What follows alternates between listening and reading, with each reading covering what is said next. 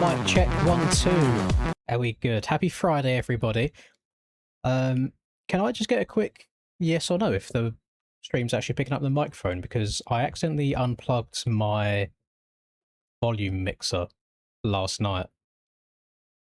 And when you unplug it and plug it back in, all of the settings reset. So I just need to make sure that it's actually picking it up and working properly. It is good, thank you very much. Right, appreciate you gamers. Happy Friday. We're back again. A bit of Millville action this week. Hope we're all doing well. I have seen Aaron already saying in chat, will Lynn's rage quit today? I'm hoping not. Surely we can't have 3 crash outs 3 weeks in a row. Surely not. You got the early leaked track. Do I want it? You've skipped a couple of steps here. Would the track leaked early? Excuse me? When or why did this happen? To answer it, no, I don't want it because I don't want to be a cheater. But is this... Am I going to get fisted today? Have people been grinding this? When did it get leaked? When did it come out? Oh yeah, I wish there was more sand tracks on the US schedule as well. There's just something about sand tracks in the game that I really vibe with. And it's really strange because in real life, I am horrific in sand. Like, I love hardpack tracks in real life, but in MX bikes, for some reason, the sand surfing goes well. Really good. Opinion on the 26 tracks, they've been pretty solid so far. They've been pretty good. I haven't got too many complaints on them at all. I do think sometimes, or some of the tracks towards the end of the GP season, and some of the ones in this AMA season this year, the ruts have been a bit too tall. I don't mind... So if we've just got a rut that's like that tall, I don't mind them being dug down into the ground and still being that deep, but it's when they go above the ground really high, because what happens is the pro guys can just get the bike cranked over at the top of the rut, and it makes the racing like way too fast. Whereas I think if you dig down into the ground more, so when you lean the bike over, like the foot pegs and stuff drag, I think that would slow the racing down and still make it technical. But outside of that, I haven't had any issues with the track at all, really. It's been pretty good. Mr. J Stills, it's interesting that you say the Cairoli of MX bikes, because Mr. BP sent me a new paint for my Ducati today. And the paint was just called Unk Ducati. And I was like, what's he done it? Is he going to have, like, slapped an old man's face on the front fender or something like that? But I'll load up the game, and I'll show you. He has replicated the graphics that Cairoli has been running in the AMA this year with like the flame on it, and I actually quite like it. I've been liking it when Cairoli's been running it. And it's just something a bit different, isn't it? So that is the Unk Ducati that we're running today. I'm wearing like 2024 FXR gear because I just don't have any of the new stuff. But yeah, that's what we're working with. So we've got, for us normies that didn't get the track early somehow, the track comes out in about 7.5 minutes. So I've still got a little bit of time to kill. So I played last year's Millville a little bit. Let's do that again, actually. Because obviously there's not too many changes. You got the hill's been changed, and then the rollers are a bit different. But outside that, it should be much of a muchness. It should be very similar. Oh, how did your first stream go, Rodek? Enlighten me. Do tell. It's a very nerve-wracking experience. But one thing that I've found these days is I find streaming so much easier than recording videos.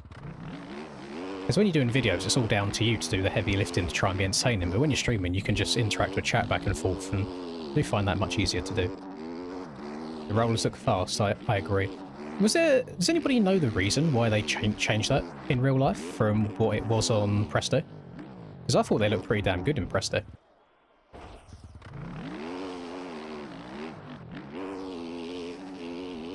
I don't think Nemours is impossible to make. I think it's just a massive undertaking. If you want to do it right, I suppose, because if you want to do it right, you've got all kinds of models to make for the surrounding scenery and buildings as well. I think I asked JV, like, years ago if he'd be interested in it, and he always said yes, but then there was like a list of reasons why he couldn't, and I think it's a lot of it, mostly, is probably just a time thing. You got to think, it's a setting you can turn off, obviously, the overjump crashing. Can you imagine trying to like step down them super steep like walls slash hills with that setting on now. It'd be a nightmare. It'd be really, really difficult. Yeah, so the GP season, it doesn't like stop halfway through. It's just a total of 10 rounds, and the track creator, which in this case was B Clay, got to choose which 10 he wanted to do. I believe, well, I'd say I believe, the reason for it is purely that because GPs and AMA run side by side with each other, there are only so many hours in the day. And when you've got one guy making all of the tracks, it is physically humanly impossible for him to do them that quickly. I know that he already does like 18 plus hour days some weeks for these tracks as it is. Oh, Mr. Austin Barnes, thank you very much. I know, I missed you. I missed you a bit, Austin, when we done our last donate-a-thon. I hope you're doing well. Keeping yourself nice and healthy. Appreciate having you here. Thank you very, very much.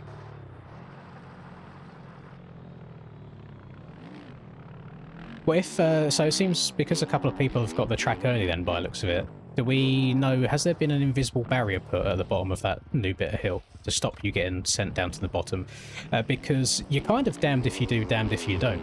If you don't put an invisible barrier there and you get it a little bit wrong or somebody punch you, you're going all the way down to the bottom, and then rejoining the track's going to be really hard. If they do put a barrier there and you hit it, there's a very high chance your game's going to crash because of how like just volatile and it's broken the game's been recently. I don't know about anybody else, but since the latest like game update, I definitely have more game crashes when colliding with objects than I ever have done before. So it's a bit of a double-edged sword. I'm not sure what the best way of going about it, really. No, it's just the ARL team really that decide on who's making the track. It was the original setup was JV. It's hard to say because you've got an aerial team where it's like maybe someone will make the height map, someone will do textures, someone will do models, so on and so forth. I'm talking now purely from a height map perspective, so the actual track that you ride on, nothing visual. For the last multiple few years, it's been JV doing GPs, Stone Rider doing outdoors, and now this year it's been Brad Clay for both. Now, I still think that he has help on like textures and stuff. I don't think he does absolutely everything start to finish by himself, but it is still a lot of work, like a lot of time and effort that goes into it. So that's why you don't get a full replica GP season alongside the outdoors. Other reason being is a lot of the data for the tracks doesn't really exist. Holy fuck. Thank you very much, Stephen. I see you didn't change the number from the 200 to the 100 again. Fuck you know. Appreciate you. Okay, boys, the stream's finished. Stream's finished. I've made my weekly wage in the last 30 minutes. Appreciate Jesus Christ. Yeah, thank you to the pair of you. Very, very generous. Yeah, I'm hoping for no crash out today.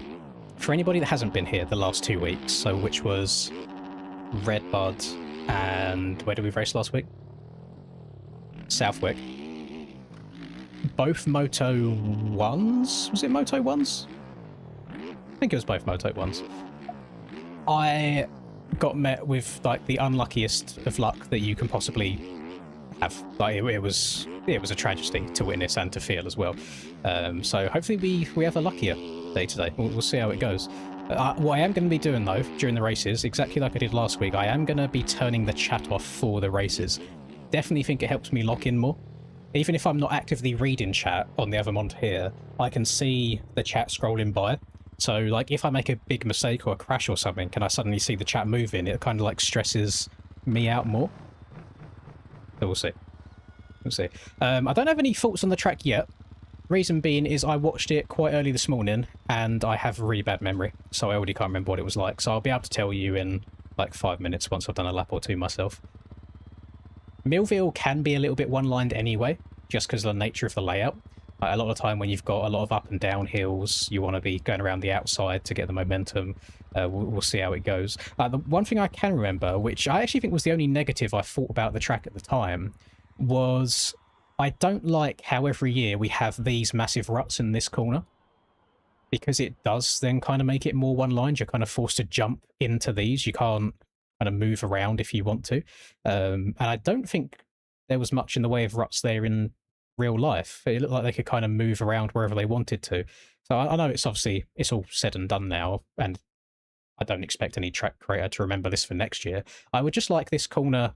It can be bumpy, but maybe just not rutted, so you can land as far out left or just wherever you want to. I think that's the only thing that I had a little bit of a gripe about. Other than that, though, it looked pretty good. Oh my god, we got passwords already. Thank you very much, Mosa. Appreciate you. Right, let's copy that. It's Alt F4 the game. What do I need? Downloads. Millville. Do this as well. I always have my display capture turned off so it doesn't bug out when I reload the game. Right, Barboso, MX Bikes, mods, tracks, 26MX, Millville, paste, done. Close, close, open. Right, we're rock and rolling again.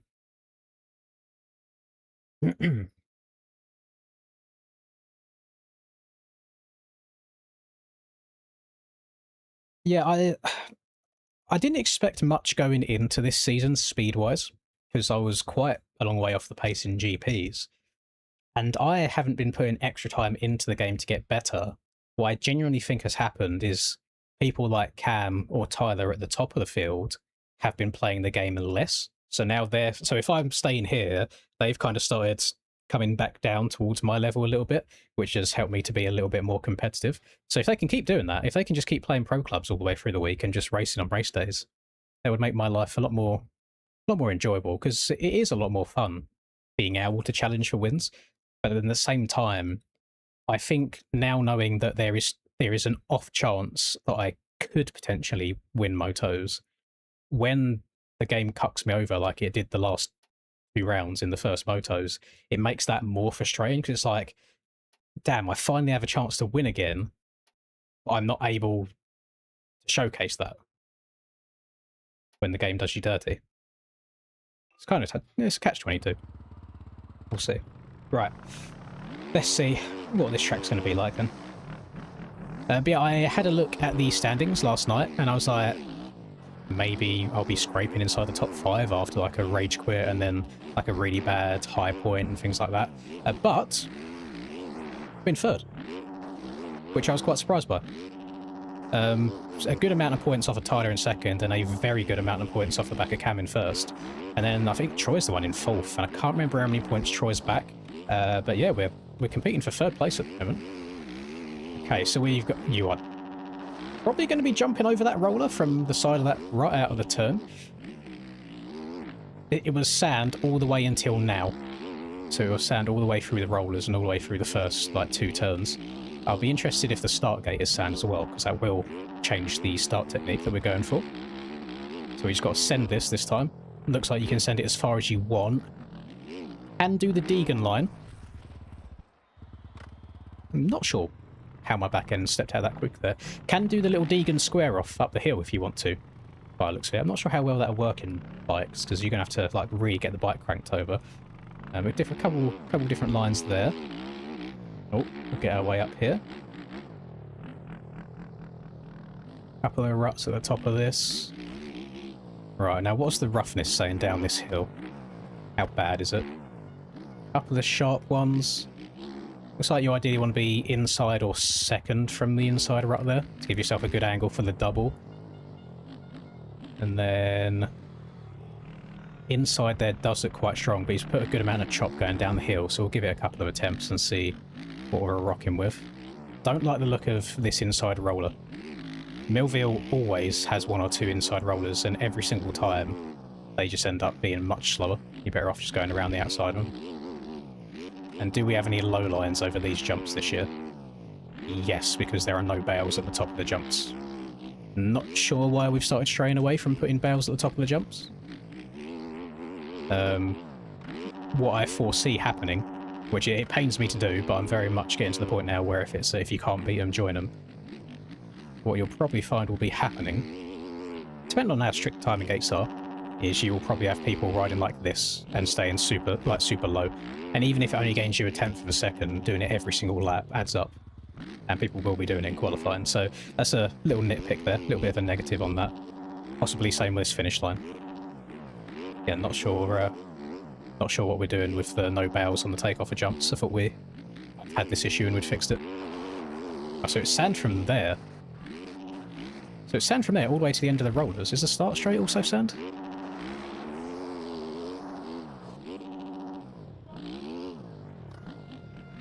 No. Let me see if it's the Southwick thing. Oh, not Southwick, Millville thing. No, no sand anywhere on the start straight. There's been rounds in the past where it's like half of the gates were sand, half of the gates were soft soil. Not the case now. So the whole start straight is normal, and then it gets into sand as you get into that first corner. Is there a wall on the downhill? I can give it a test. You mean like if you was to go over the top of the berm, like if you was to mess up? I'll give her a try. See what she's saying. Oh my god. That one bump just made my arsehole pucker. There's going to be some crazy overjump legs off on that bad boy. Try inside. Yeah, you're able to step onto there from that rut. That will be the hot line.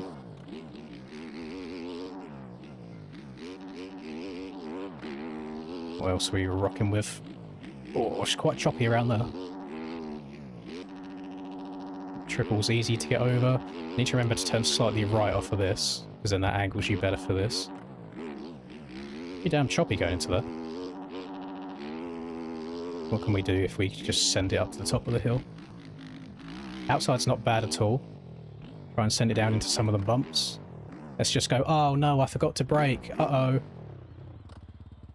So there's no barrier per se, but there is a bunch of soft collisions, which I think is probably... Like, I'm in soft collisions here as well, it's slowing me down completely, which I do think is a happy compromise, because then it should probably stop people from taking out others on that part of the track. But you also shouldn't have game crashes because they're soft collisions, not hard collisions, so I think that's probably the best way to go for that.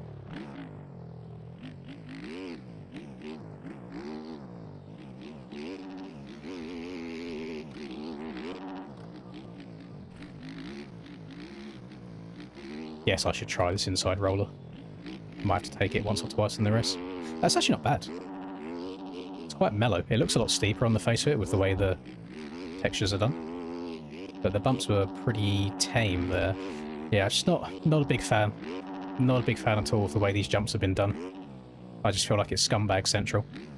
You know me, I love to complain about people scumbagging. I think it's just very, very sad. But there's going to be a lot of that today. There's going to be a lot. We'll go in this corner. Couple of different lines, mate. Probably middle right there, maybe.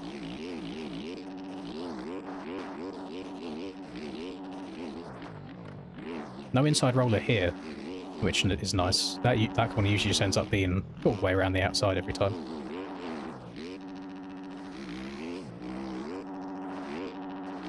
I also like the differentiation there, because you can like double from the inside part of it, but you get a slightly slower run through the rollers. Or you can run around the outside and lose time initially, but then get a better drive through the rollers, so it could work out quite even by the end of the straight. Oh, that is a heavy impact in them bumps, holy.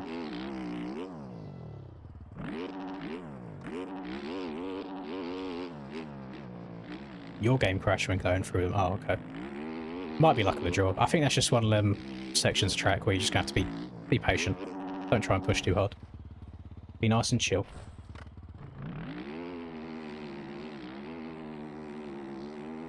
Do need the toilet again already, which is not good. That's going to be eating into my practice time, so I might just wait until servers go up. Or see if I can hold it until the end of qualifying. We'll see. Imagine there's probably a way of like just jumping your way down here. Quite harsh braking bumps on the exit of the inside line there. What's the inside down here like? That's going to be strong. Just the way that you can hit that inside really, really fast. Can be very, very strong. Quite technical in these up and down the hills here. It's choppy. This corner always stresses me out. Just like it on last year's version 2. I never know like how far you can land. The jump's a lot smaller than it actually looks when you're going up it.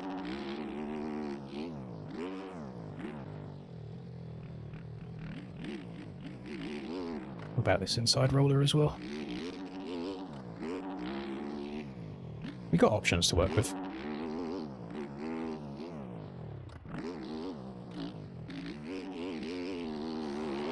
Not really flowing around any of these corners yet. Nice scumbag getting like ride all the way up on the bank in there to get out of the bumps. There's a couple of really large bumps in landing zones. It's going to upset the bike a lot. Didn't mind that. Just got to be very wary of the fact that once the road comes in, them holes are going to get more and more dug out.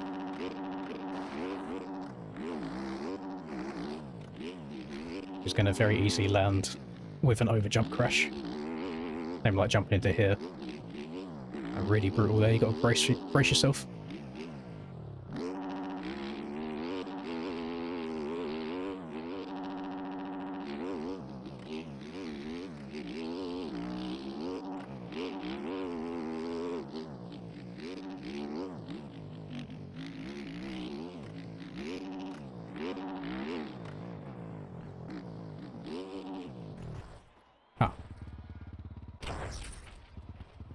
Yeah, them ones could be incredibly frustrating. I'm more nervous for people coming this direction and having someone snipe them. I'm actually really shocked that the collisions don't go all the way around up to the side of the jump. Because that was... I didn't feel like I was going too fast there. So the front just went over the braking bumps. Like, that was a really innocent crash that can just happen in the race.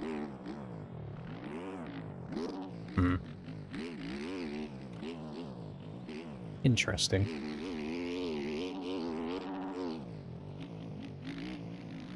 The inside's going to be king on that downhill right-hander. Really, really easy to drag your handlebars or your foot pegs in those ruts. Uh-oh. Yeah, I hate this. I hate it. Not a big fan of how much low lining you can do.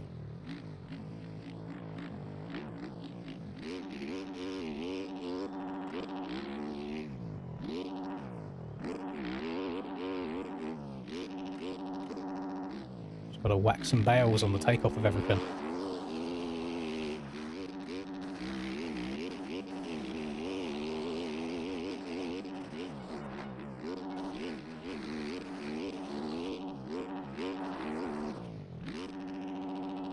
Oh, it's really treacherous having them bumps in the landing there. And in a way, it kind of does limit your options in the corner.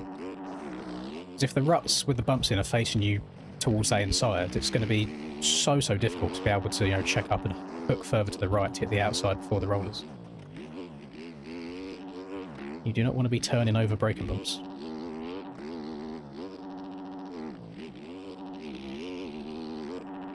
Another low line there.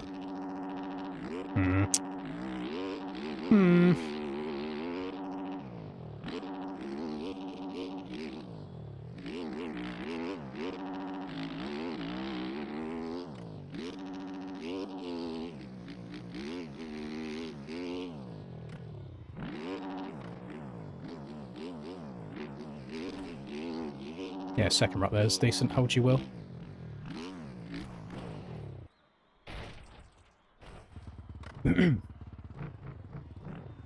No idea what the first race can beat me, and there's been many, very, very many of them. I don't have that, like, history brain, unfortunately.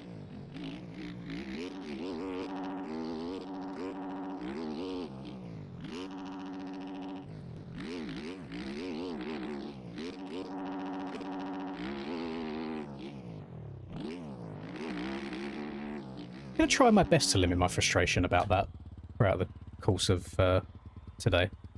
But I just see it being a really big problem. If I do this, I'd be curious to see if I'm going to do a normal lap real quick, and I'm just going to low-line the fuck out of those last few jumps, and I want to see if the lap time counts. I'm going to stay on the track everywhere other than that straight. Because if the laps don't count, then it's fine. It's good. The cuts that they get will outweigh the benefits of it. Will stop people from going for it.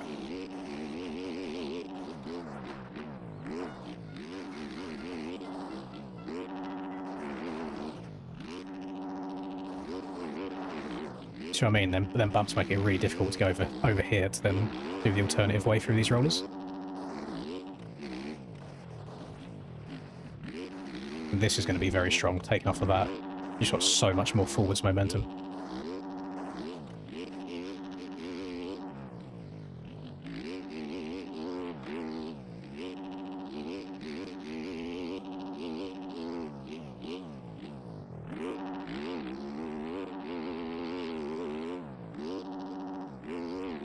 Not sure what I want to do in this corner yet.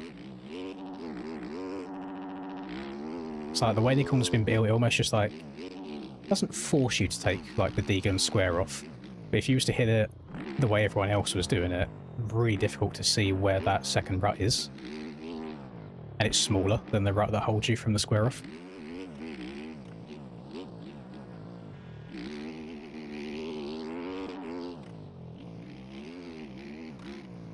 I need to try and hook that really tight inside there. Set me up at a better angle for this corner. Right, so I've done a full lap on the track.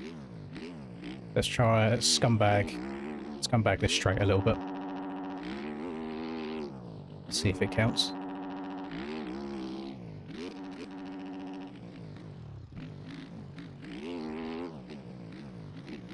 That corner's pretty much the same as last year's. Does count. Yeah, not sure about that. Not sure about that at all. I think that is an absolutely massive oversight. Especially when we've been having issues with that since GPs, and we got to the point where we were stopping people doing it everywhere, and that one is just so in your face. I mean, it's like if my brain's finding it, then the hot lap heroes will be all over it.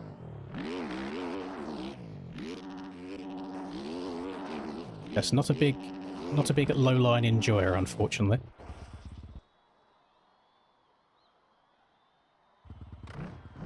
Ugh. It's a dang shame. Because that kind of stuff like does put a massive dampener on like the whole day's racing for me. This is, I don't see the point in competition when it's not on equal grounds. Does that make sense? I mean, I guess the cut is there for everybody to use. If it was Trackmania, it'd be alright. You're incentivized to find cuts on Trackmania, but yeah, it's pretty silly. That's quite egregious, that one.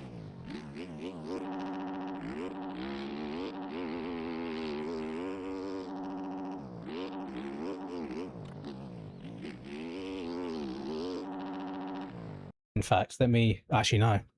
Have I got my... I ain't got my phone anywhere. I was going to say I'm going to type in Discord to say, can we start putting tough blocks back on the jumps, because low lines are going to start being more and more prevalent again. But I don't want to load Discord up on my PC, because that gives me like the really bad memory leak and frame drops.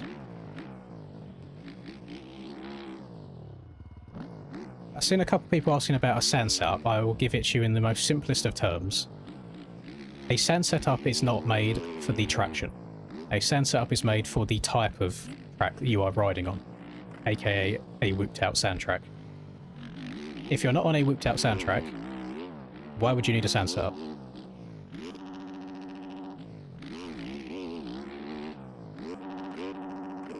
Let's flip it and say that sand setups are for sand traction and it has nothing to do with the roughness of the track. Why would you run a sand setup when 20% of the track is sand and 80% of the track is normal soil?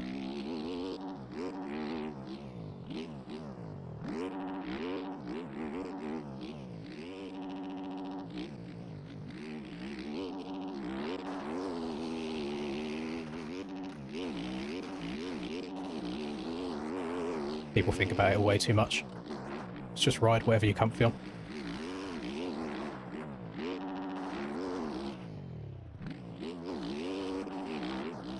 I'm unsure, actually. I'm unsure on my overall thoughts on this track. It's like, in a vacuum, I'm sure it's okay. It's the racing aspect that the tracks usually get judged on, and I'm unsure at this moment in time on how the racing's going to be.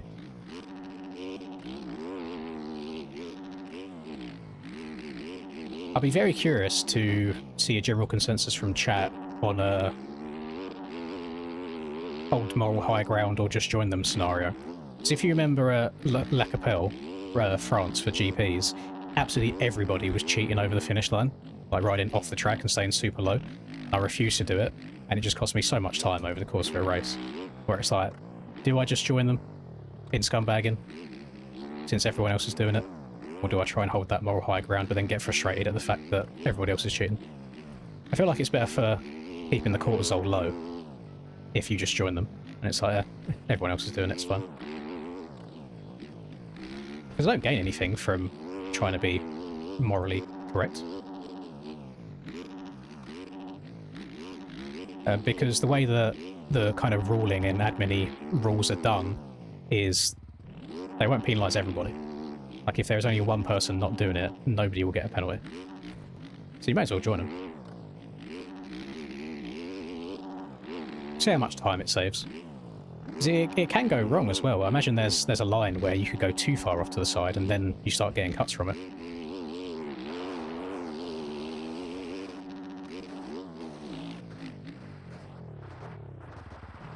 Do they low line in real races? Depends what your last name is. There's certain 450 riders that search for lines off the side of the track more than others.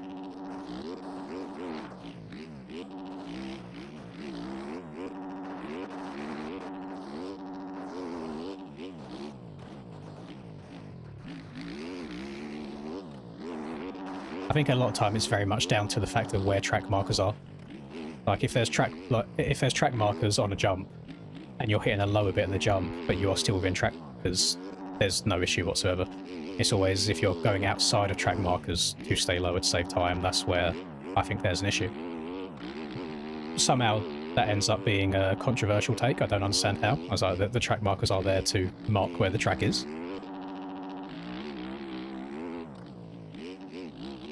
But yeah, that one jump I'm on about on this track, it's outside of the track markers, so it is cheating.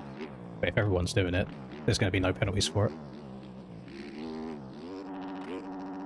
I guess it's on a case-by-case basis, really, on which ones are dirty and which ones aren't.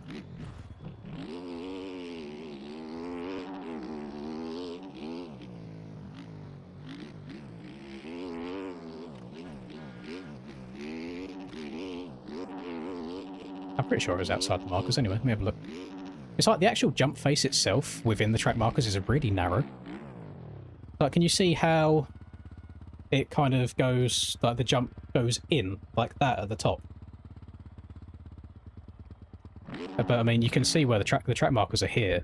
I mean, they're kind of, the markers going in that way as well. So it's like if you're here, you're within the markers, but as soon as you get past this one, the next marker's here on the left. Like, you're not in, like, so this is cheating. This is going off the track. I guess you can make the argument of, but the, like, kind of gantry archways there. But if you want to be pedantic about it, this is still within the, that's still within the archway, you know? It's like, how far do you push it? Where's the line? Where's the limit?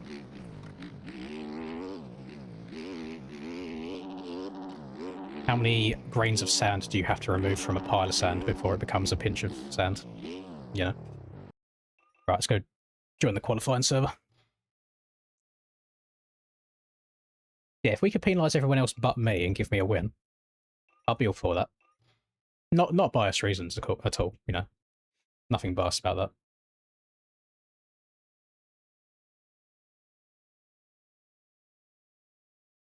Oh, I completely agree that it's cheating. But you're not going to change like the way the ruling's done, and like everybody else's mindset, people will be taking it.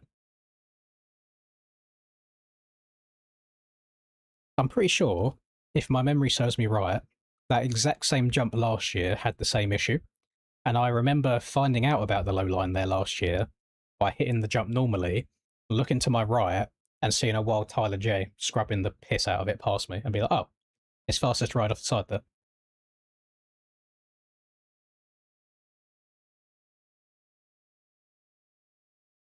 Can you jump over the finish to start a lap? Wouldn't have thought so. Don't know where you get the run up from.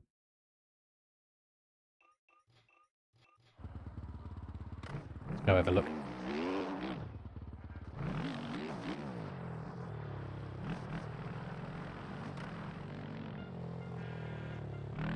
Yeah, I feel like Aussie and RV have some very faded takes these days, to be fair. And I'm a Ryan Filippo fan. I think he was a great racer. But just because people were good at something doesn't mean that they've got dog shit opinions on things. So to say they are called track markers, they're not called track suggestions. Like, they mark where the edges of the track are. So if you're going outside of those, you're cheating, pretty much. I know they've got like a racer brain and they're probably trying to keep it somewhat light for the podcast, but it's cheating. Yeah, where would you jump? Well, actually, this raises another really, really good point on scumbagging. So if I put my timing over there on right now, I want to see if I can stay disgustingly low over this finish line, pretty much riding off the track, and it will still count. Because again, there should be bows here stopping this. So we'll see. Lap counts. And I know it doesn't look like much. That will be multiple tenths of a second.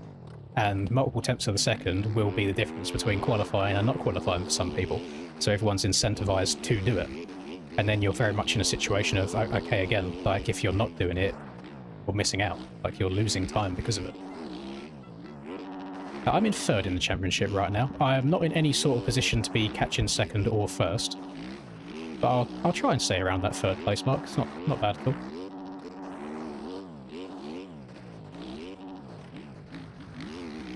I just felt like I didn't want to turn in there at all.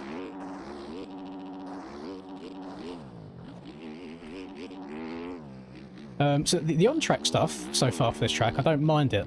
I don't mind it at all. It's the racing integrity side. This is really, really lacking this week compared to other weeks. I'm not sure if there was a shortage of time or what compared to others. You couldn't do all that fine tweaking and tuning. It's disappointing because I think it can, like, just little things here and there like that can fully change the outcome of a day's racing. We go like tight inside the... That was good. Kind of missed out a lot of the braking bumps in the bottom of the rut.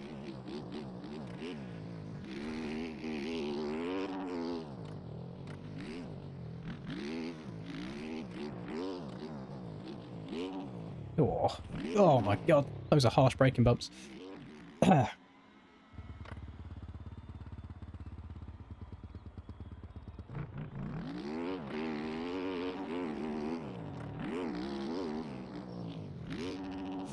And if someone sees you doing it, is that an actual Discord announcement? Or is that just hearsay? Because if it's a Discord announcement, I am more than happy to be the grumpy old man that just runs one lap that I know will qualify me, and then I'll sit and replay watching people. It is, you know, the rules are there.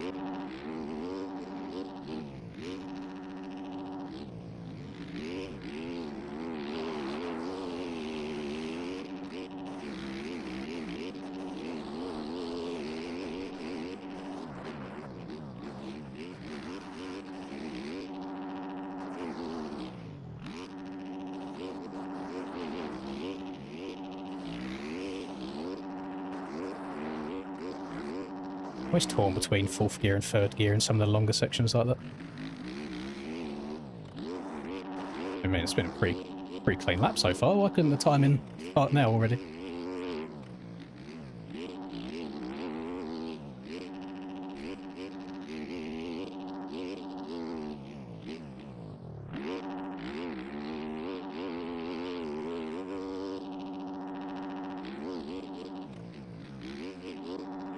That was not good. I need to get my angle right. Jumping up and over that hill, it's blind, so you don't know exactly where you want to land.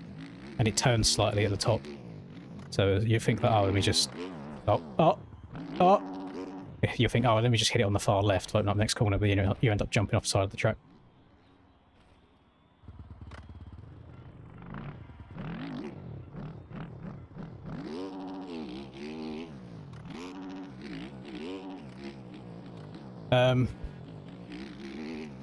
So yeah, qualifying doesn't mean anything this week, because it's just going to be full of absolute shithousery and scumbag lines, so I wouldn't look into it too much.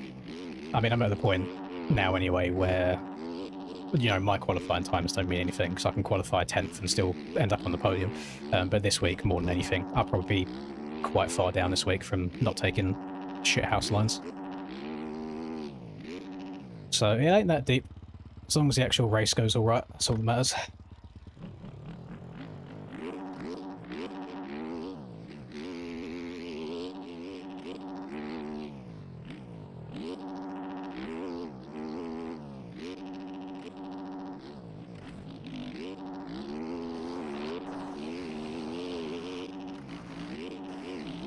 And we got...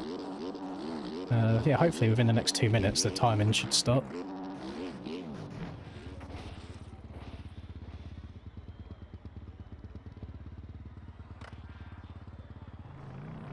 Yeah, I did suggest that might have been something, Brad, where you were short of time, so couldn't do all of them finishing touches on this one's track. Oh, it is a shame. Like, I know you're only human, there's only so much you can do, but it really does...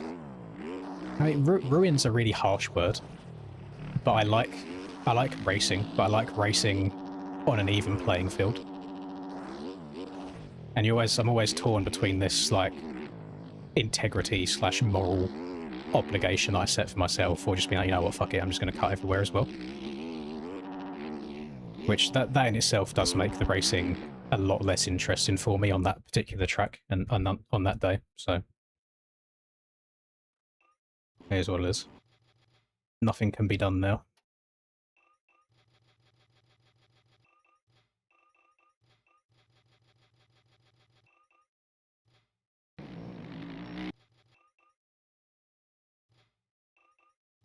Very convenient that just disconnected. That's so weird how that disconnected in the section where you can go off the track. I couldn't watch him.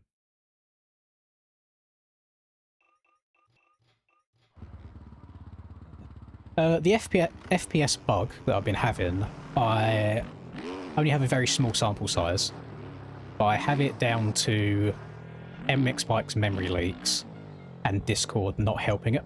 So last week I fully, like, task manager closed Discord and I didn't have any issues. So I've done that again today, and so far it's been smooth sailing. So we'll see if that carries on.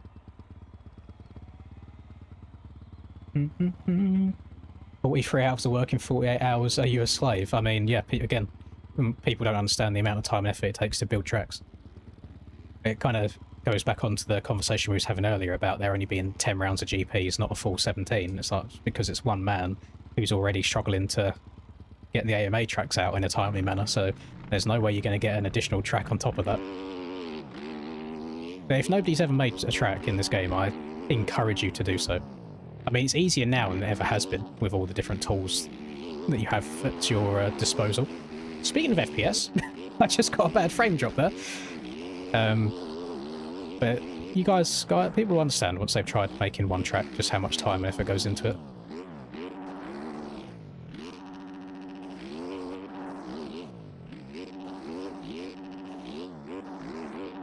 I think I'm going to try and steer clear from that inside, because it is decent. It's just very, very... Like, you got to be very precise to not land on a bad part of the roller and just get her legs off straight away.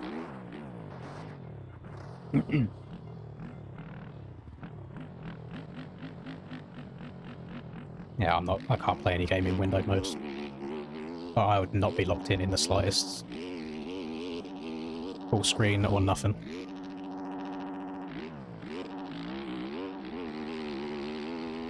Freddy, I saw a picture of you next to... What's her name? Is it Elsie, Elsa, Ellie, whatever? And I saw you had a little bit of a chub on. What are your thoughts about that? How are you getting bricked up next to the motor hose on the gram? It's crazy from you.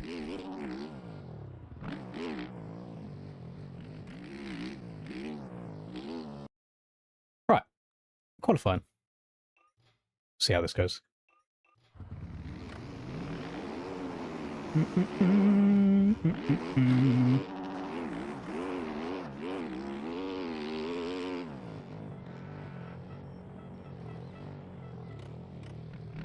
Are we going to have any scumbaggery off the start? You know what? I've seen 2 or 3 well-behaved people, and that's all I need. Humanity restored. So this is definitely going to be a banker lap based on just the first corner. I downloaded high quality again today, and I downloaded low quality... Definitely for Redbud. I can't remember if I did it for Millville, actually. Not Millville. Southwick. Didn't have any frame issues last week, but they're a bit funky today so far. But the strange thing is they have been fine until somebody mentioned FPS. It's like if you're watching like a film and there's bugs involved and then you feel like you've got bugs on your skin. It's like, why was it fine until somebody said the FPS?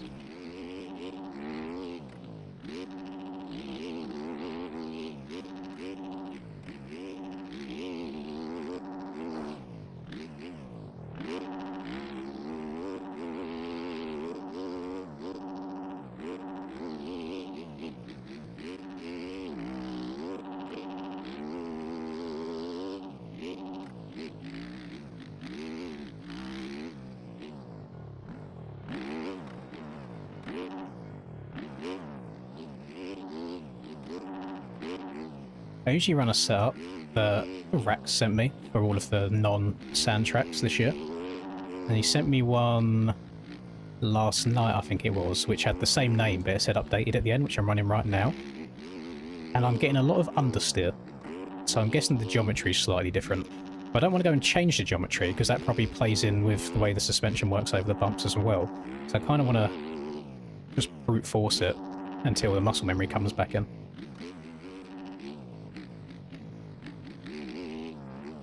Frames are crazy.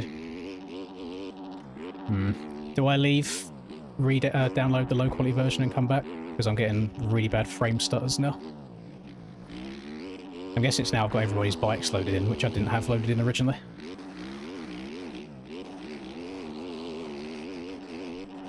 I might just tough it out for qualifying and then download the low quality version for the race.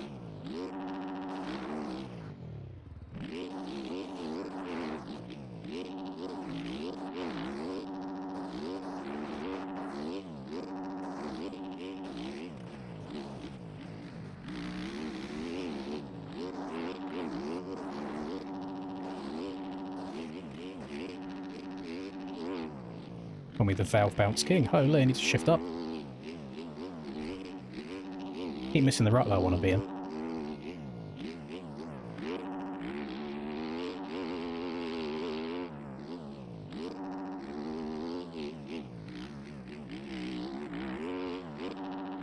Can't say in the ruts in that right-hander to save my life. Keep having issues there.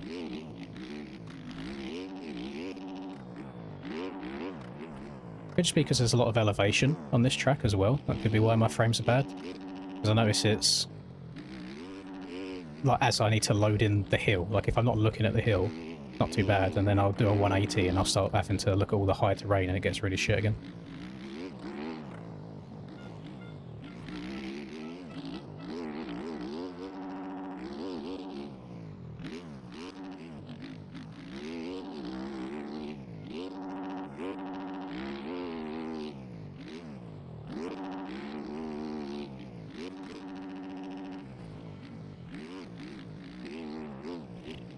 That corner has done it twice the last 2 laps.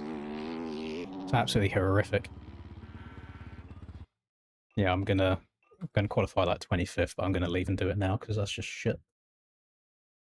I got no desire to sit here getting freeze frames all over the place.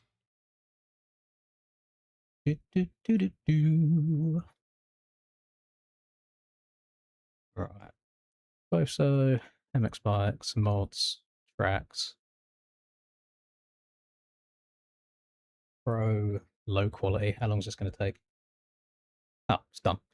Right. 26 MX, Millville, delete, paste, new one, done, play. Right, we'll try again.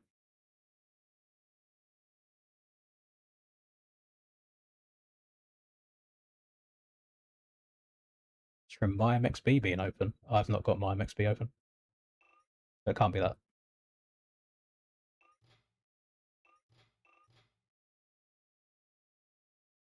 No.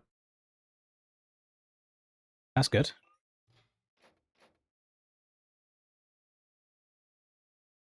So, server's dead, or?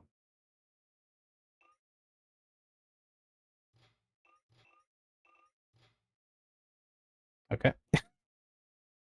Sure. We'll try again. We'll see how it goes.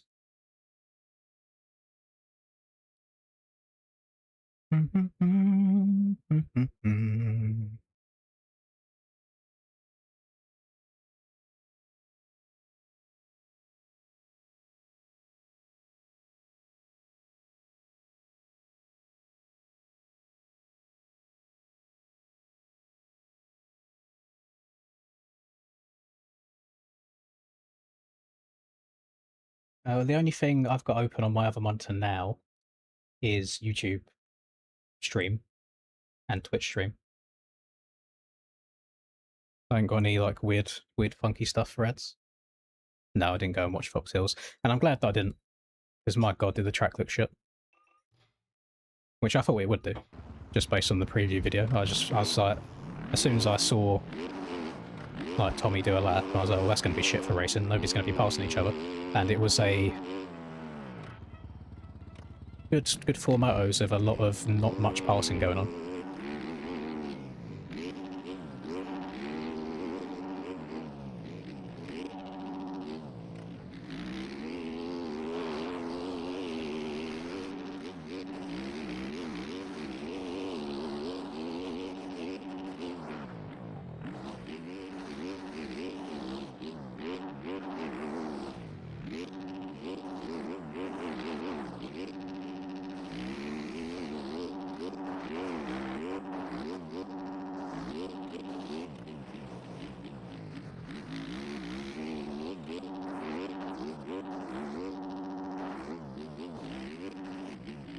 It's easier to see the ruts on the low quality version.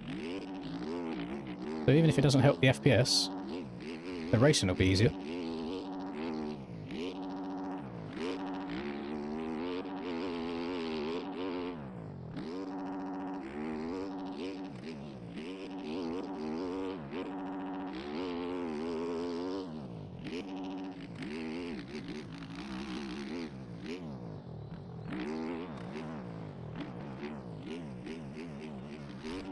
Definitely should have crashed there at the front end, washed out like 3 times on that one downhill. Oh, fuck off. I don't even know what part of the bike caught there to make me crash, that's annoying. That was a pretty decent lap up until that point. It looks like the slow lobby, as he looks at the leaderboard and sees Cam, Tyler and Boy. Very slow. Oh god. That's alright. Oh, I jumped way too deep into there, it was fine.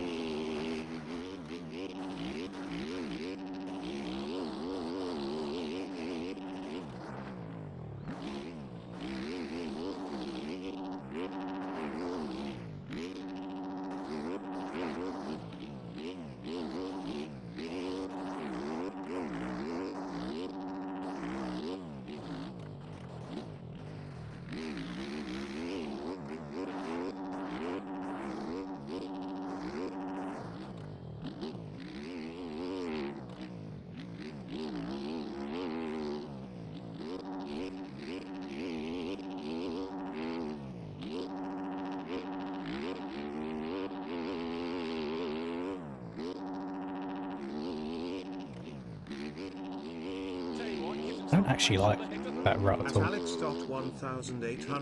Thank you, Alex. At Alex.1889 celebrates 36 months of membership, 3 years. When do I get to see it? When you win Division 1 as a club, then I'll whip it out for you.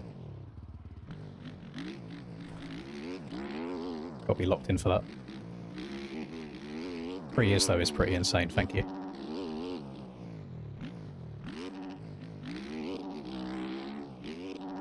You clipped it! No! Take it back.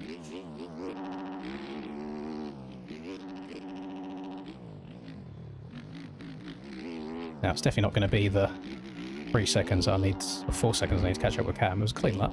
Yes, I can't go 2 seconds quicker than I just did. I'm telling you that now for free. That's not happening.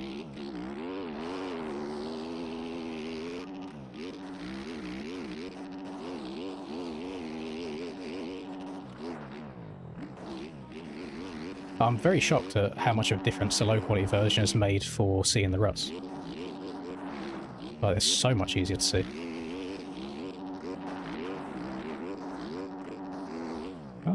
Oh, there's something I can do better jumping into this corner. Just not sure what it is yet.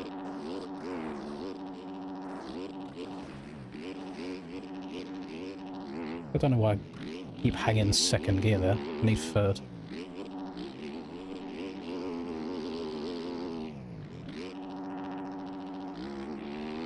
Yeah, I don't like the start of the Deegan line in this corner because it's just as you kind of press the hill, so the bike goes light and then the wheels don't want to actually track in the rut. So what I just done there felt a little bit nicer.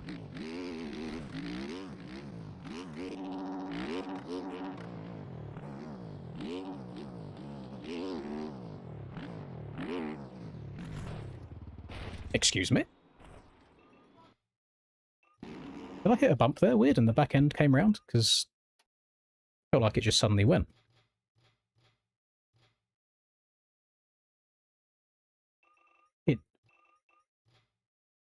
That bump there does not look big enough for the back wheel to kick as hard as it did there. Maybe it's because I was on the brakes at the same time, so it's like I endoed a little bit. I don't know. That's felt like a very, very harsh outcome. Very strange.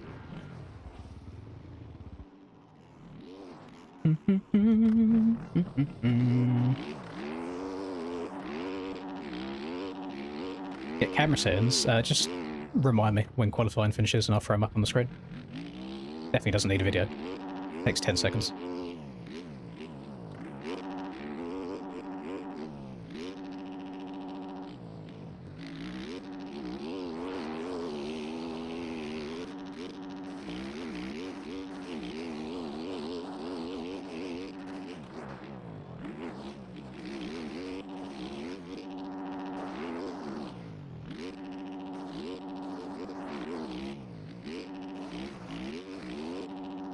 That's harsh, how the track falls away from you there.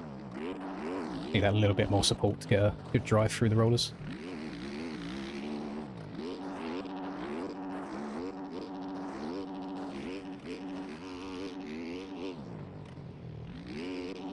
I'm trying to check up there to hang far left, because I like this right here. It might not be worth it.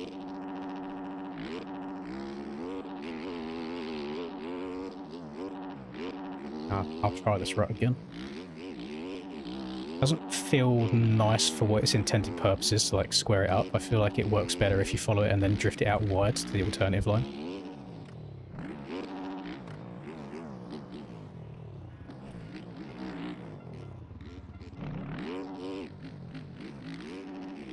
Guessing Tyler's going inside here. Yeah. Getting to that outside there is horrendous.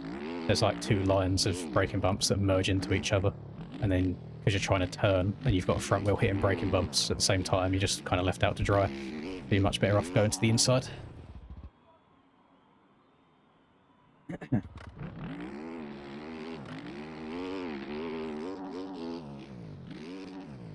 Cam's probably in the 150s, yeah, but I'm definitely not going to be in the 150s at all.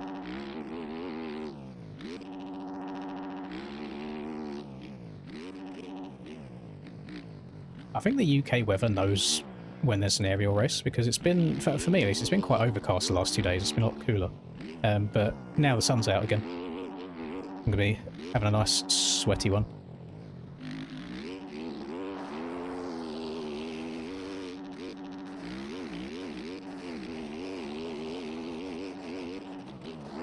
Oh, this ain't going to go well. Whoa. A really bad kick out of the right.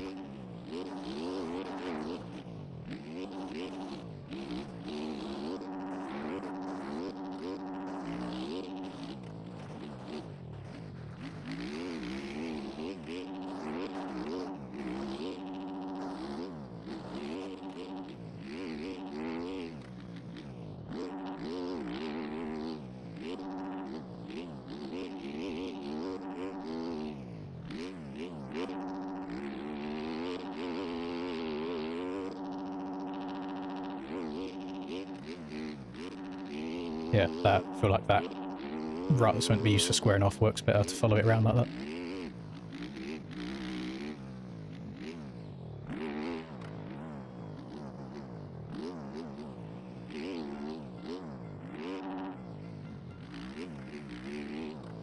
Oh, I'm gonna crash.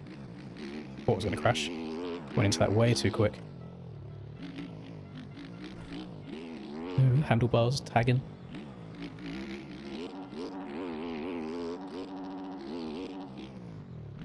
I also never know, every time I take off that jump there, I don't know what rut I'm going to land in. I just have to kind of wing it by the time I get there.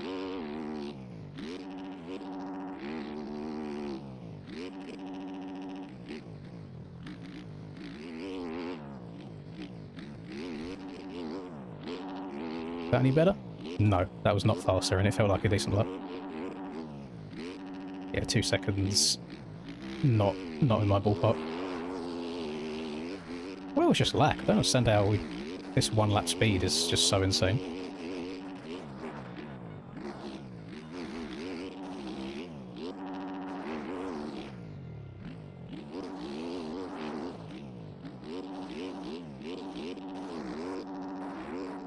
I like a horrible drive through there. That's why I'm favouring the outside.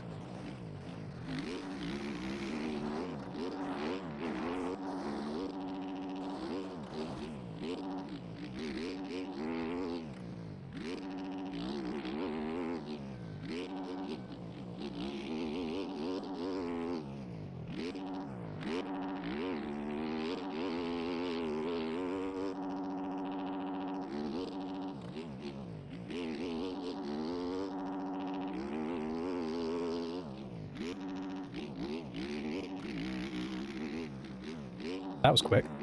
Don't know if I'm going to be able to stop this hill now. Oh my god.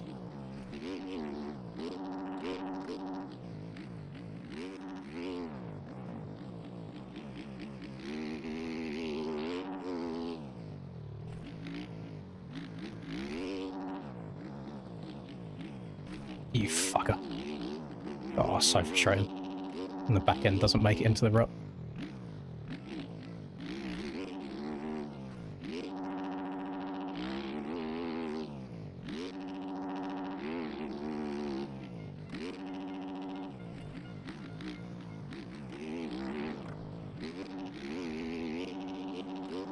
Was that quicker?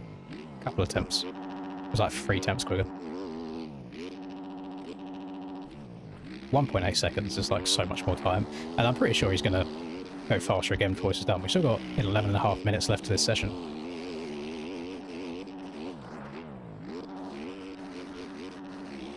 That corner's going to get really choppy in the race, because it's going to be the main line there on the inside, but it's also sand traction. Because you're landing in there at quite a harsh speed, it's going to dig out really deep. Let me just try some alternative lines then. Oh. Probably still jump over that from the outside, just have to stay really far to the right. Yeah, we'll take some alternative lines. I'm relatively happy with that qualifying time. I'm usually 2 to 3 seconds off of light cam. So maybe I'm going to call maybe like a P8 or a P9. I think we've got 4 different qualifying groups.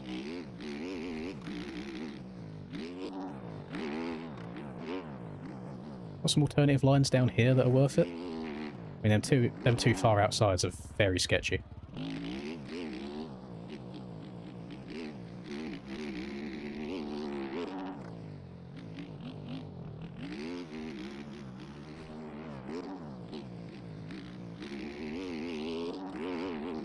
That middle rut's actually quite nice when you get it well. You just get much more momentum for the next strip.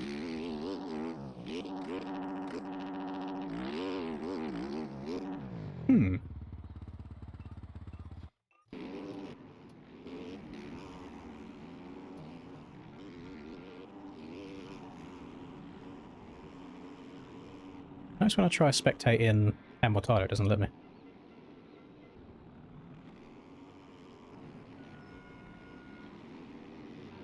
W netcode. Definitely on that inside rut.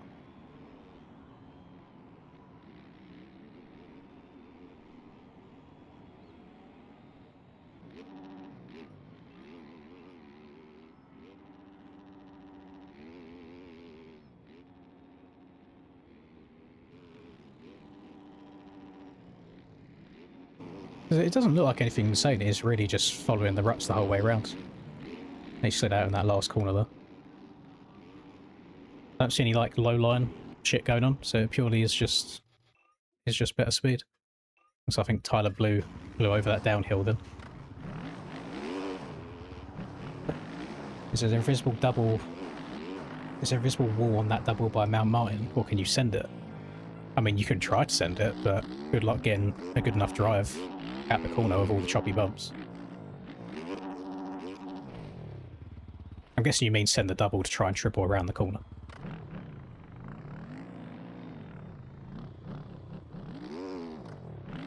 Because, I mean, I guess you could try and take one of them outside ones to send it, but then you haven't got a good enough angle to then downside and turn here.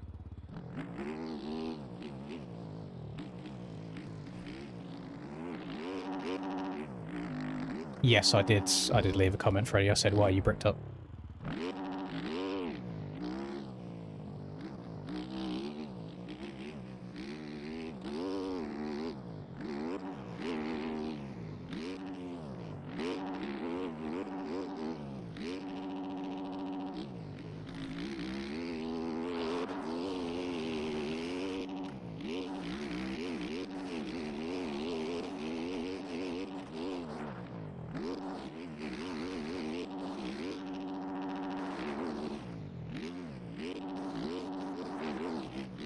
Oh, send it too far to the left.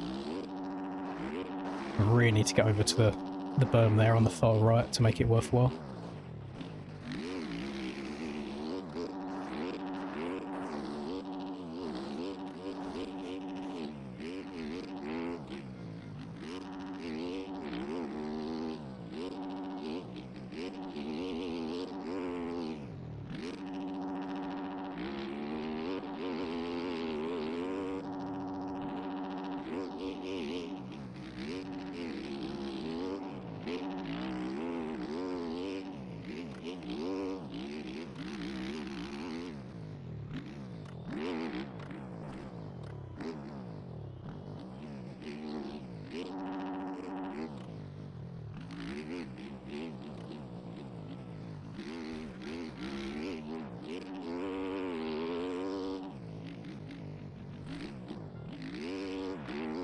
Really nice lap up until them two front tucks. It was definitely deserved on the long right-hander. Like, I was oversteering so much. I'm surprised I just didn't fully crash. Yeah, really sloppy into this lap. I think I was up probably until that long right.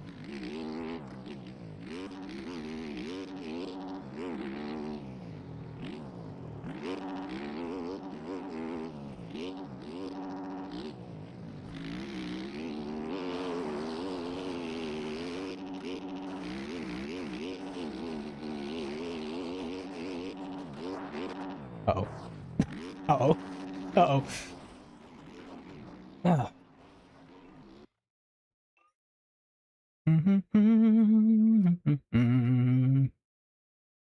My idea was 1.3 seconds faster than I have right now. So I've got a bunch of time to gain.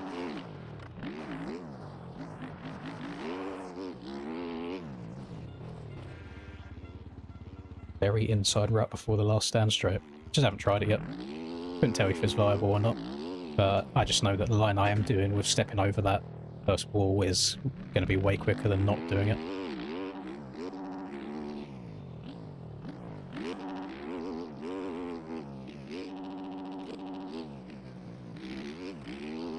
I really wanted to buy Black Ops 1 and Black Ops 2 again, but I kind of bankrupted myself just buying the PS5 in the first place, like in preparation for GTA 6. So I've held off.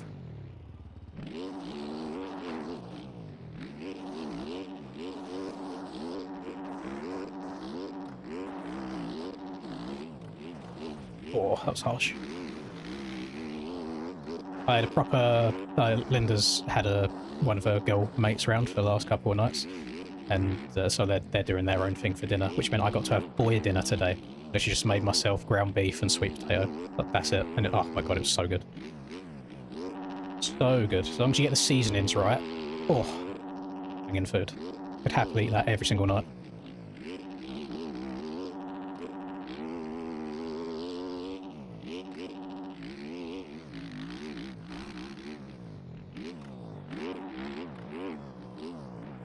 Uh-oh. Uh-oh. Uh-oh.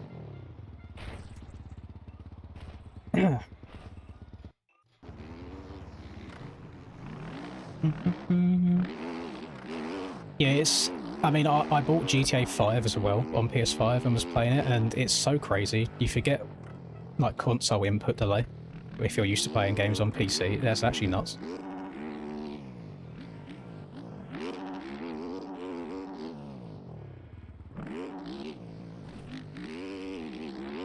So yeah, Sweet Potato is very, very goated, I agree.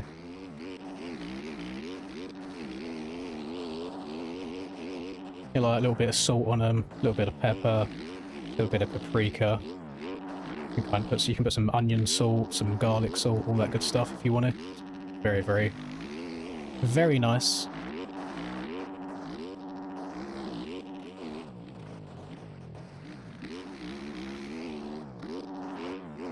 And to be fair, it's pretty much exactly the same spices on the ground beef.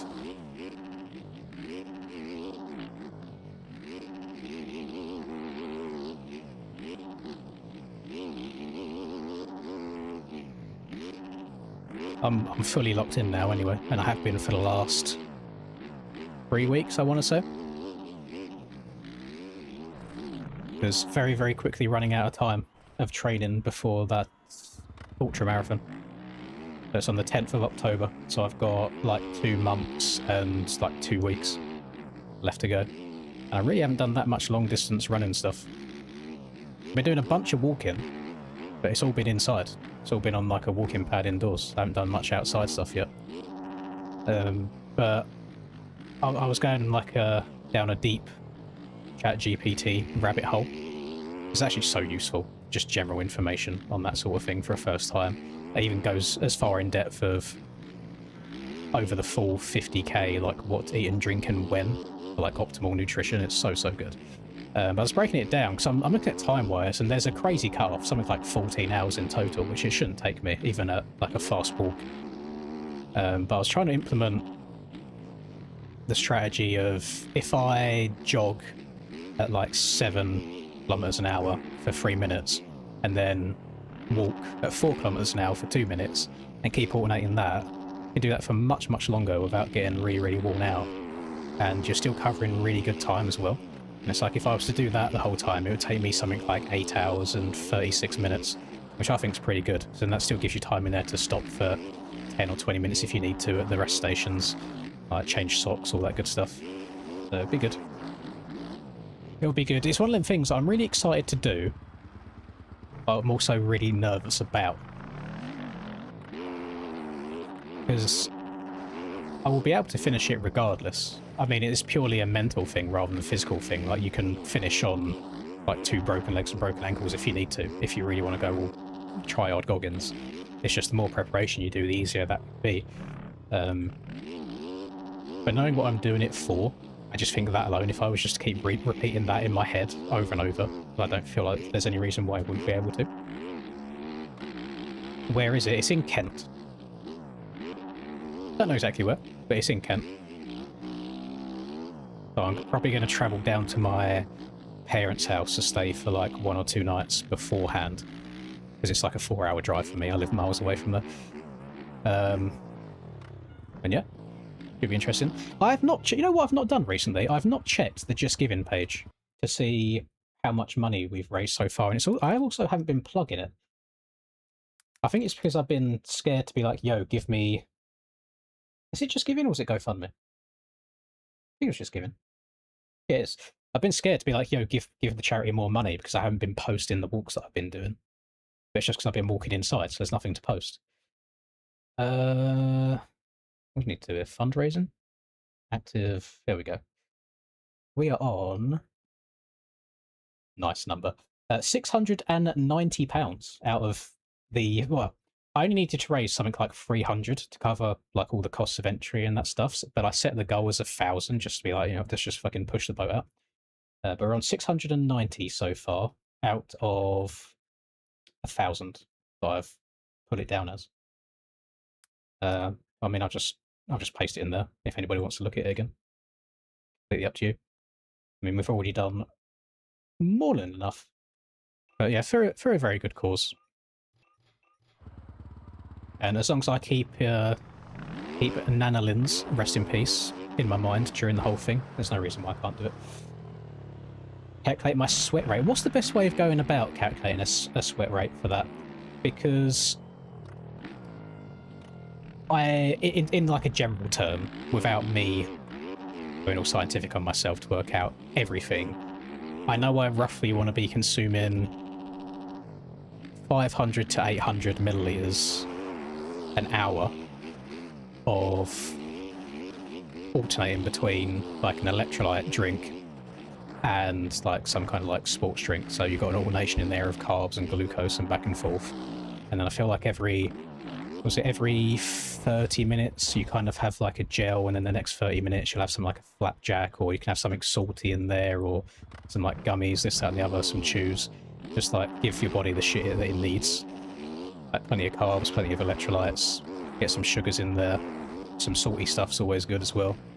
Just act as their own electrolytes.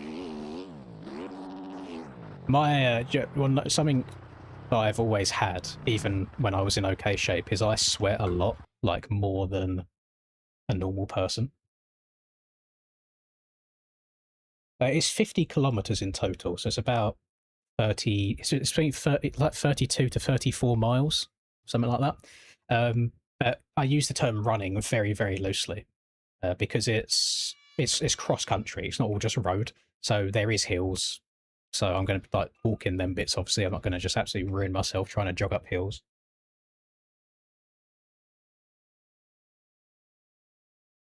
Coconut, I hate coconut.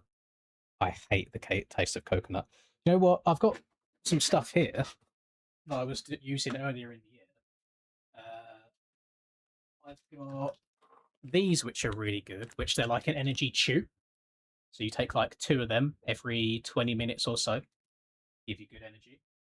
I've got, these are probably out of date now, but I've got the old, SIS gels to be munching on the whole time. I have got some like SIS energy bars as well.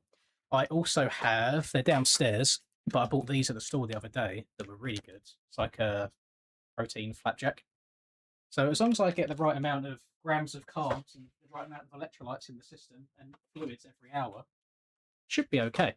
Because I'm under no illusion that I'm not going to be like running the whole thing.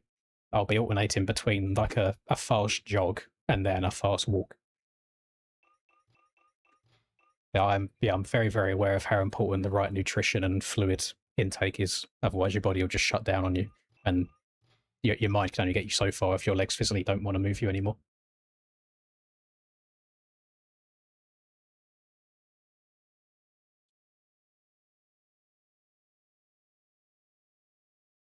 Dude said he doesn't like coconut but eats sweet potato. You think they taste similar? I don't think they taste anything alike. No, Michael, none of the above. None of the above. But when I am the sort of person that I always bite off more than I can chew. Because when you sign up for this, the option is right there in your face of you can do a 10K, a 25K, or a 50K. And I go, you know what? I watch a lot of running documentaries. I know how grueling and difficult it is. Let me just sign up for a 50K anyway. Why would I do that? It's so stupid. But I'm locked into it now anyway. All locked in. As I drink what do you mean as you drink a Pepsi? It's Pepsi Max. It's got 0 calories. And if you're going to be one of them people that says like the sucralose and aspartame's like really, really bad, it's not that deep. It's actually the only thing that gets me through like dieting and losing weight is having those sweeteners at the moment. You can drink something ridiculous like over 33 cans of Pepsi Max per day before the sweeteners have any kind of effect on you. Yeah, I saw again, I watch a decent amount of running documentaries anyway before I even signed up for this. And I see that some runners will like stop and they'll have like in their very short break in like the long ultras, like 100 miles plus, they'll stop and have like a burger, or they'll have like a full fat Coke and things like that just to, get the sugar up.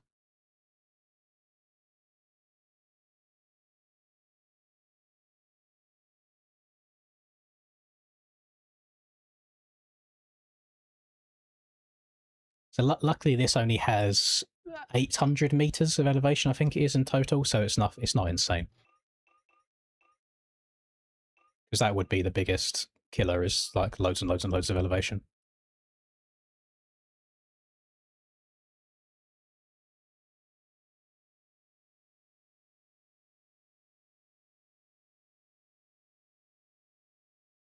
They ruined my testosterone.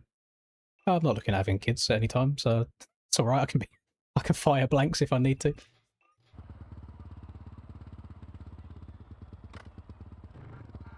Hmm.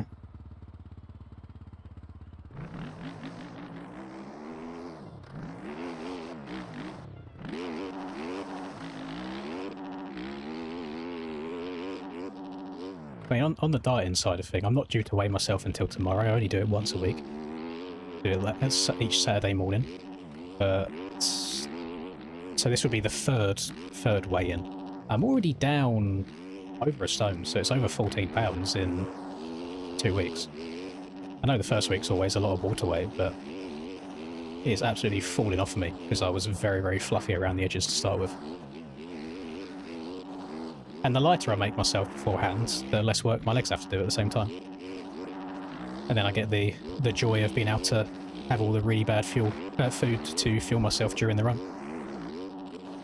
So that's like my treat. It's like a reward. I don't know what my lap time was, Frank. I'll be very honest with you. I don't know if anybody saw it when I was sat in the pits. I don't look at my lap times anymore. I just kind of go through the motions. Races should start, I'm hoping, within like 15 minutes. Something like that.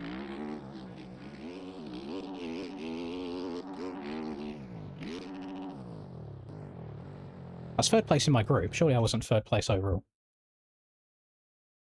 I mean, I was 2 entire seconds off of Cam. Usually have a couple of people. Why is my MXB not coming up? There we go. Usually if I type in MY in my like search bar, it pre-populates. It's logged me. Why has it logged me out again? I literally logged in earlier to sign up for the race, and I have the remember me button. You know what else my PC's been doing to me randomly recently is changing to American keyboard rather than English keyboard. So there's certain characters that I use in passwords and stuff that don't appear the same way when you're on an American keyboard. I was 4th. Yeah, I mean, 4th is very, very good. 4th is very good indeed. Is there any shocking ones in here? I had a 151.5. Troy is very fast again. Troy qualified 3rd. He was a couple of attempts in front of me. So I'm hoping we can get Troy up at the front again. Because it was actually really, really good racing around and with him in Moto 2 last week. So I just don't get to do it very often.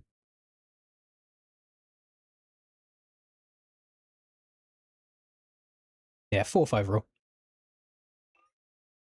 I was running help with the arm pump. I actually haven't ridden in the 3 weeks that I've been doing it. I do get a little bit of arm pump when running. Because like the blood will like flow down into my hands where they're like down by my side. Right, I'm going to join the server.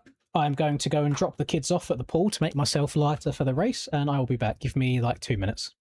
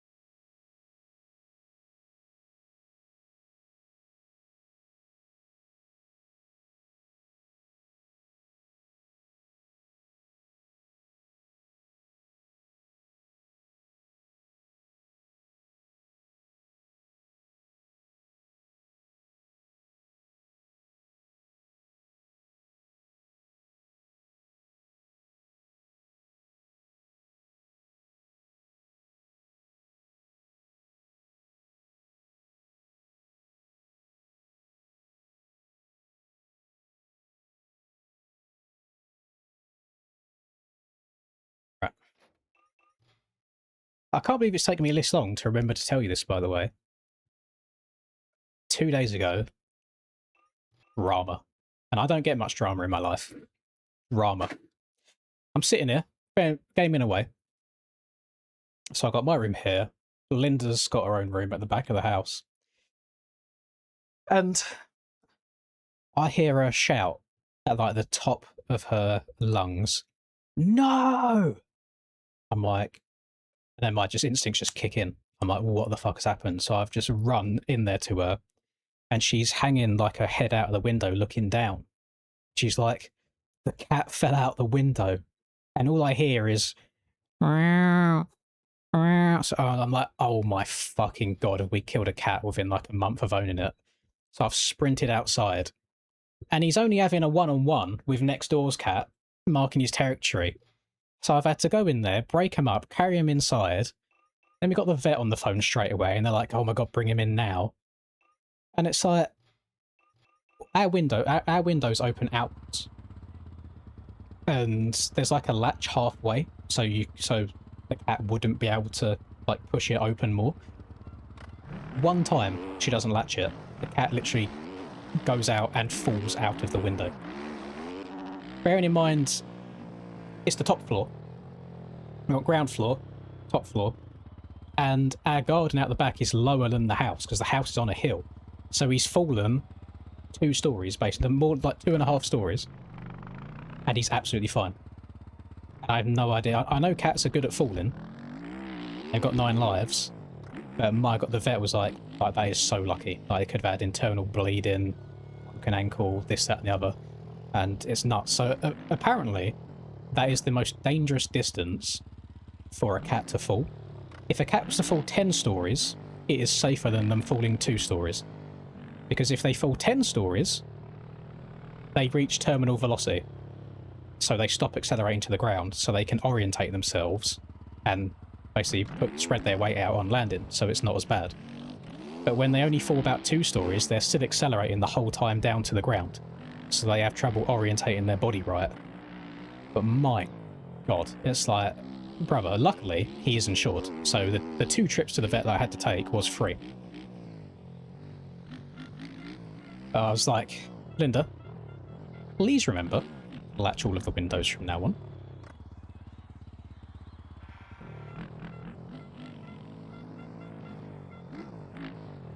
Yeah, not something that I expected to happen on my random Wednesday.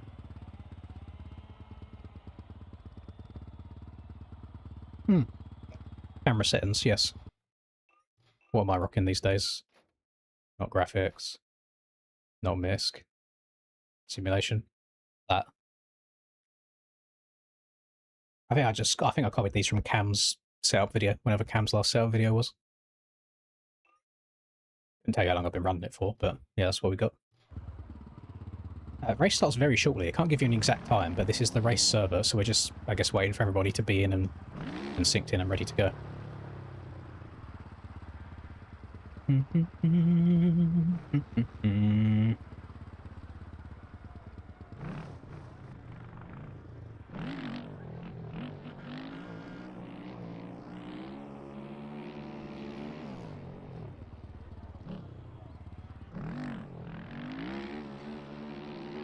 Yeah, I will be.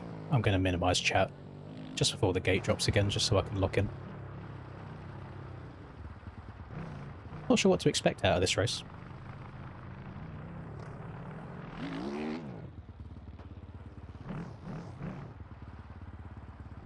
What suspension do I use? I do not use a specific suspension. I just use whatever people send me at the time that I might like or dislike. So right now I'm just using something Rax sent to me. I don't know if it's Rax's own creation, if it's something he got from somebody else and then passed along.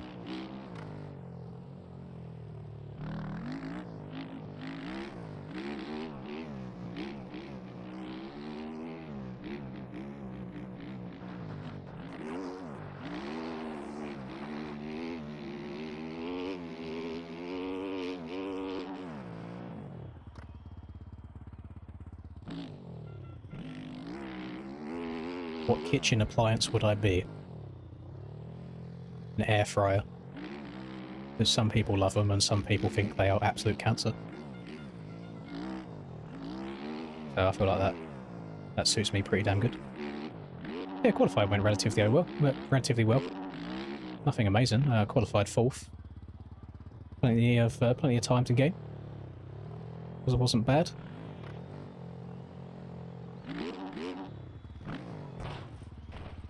My bad, pimp. I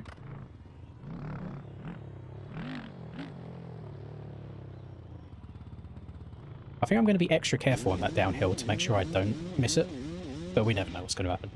You crusty? Good luck. 5 gifted for top 5 each moto. Okay, that is the incentive I need to not crash out and rage quit when my first lap inevitably goes horribly wrong. Instead of getting an over-under on the amount of times I fall down that hill, can we get an over-under on based on the first lap of my last 2 Moto 1s? So red bar getting sent off the side of the track over the finish line and my lap not counting, and then Southwick getting bad collision juju with somebody, and then going from 5th to 31st on the first lap. What are the chances of me getting sent down this hill on lap 1?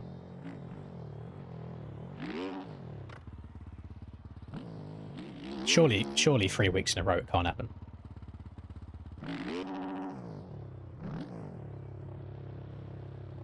Yeah, I've tried SPX setups.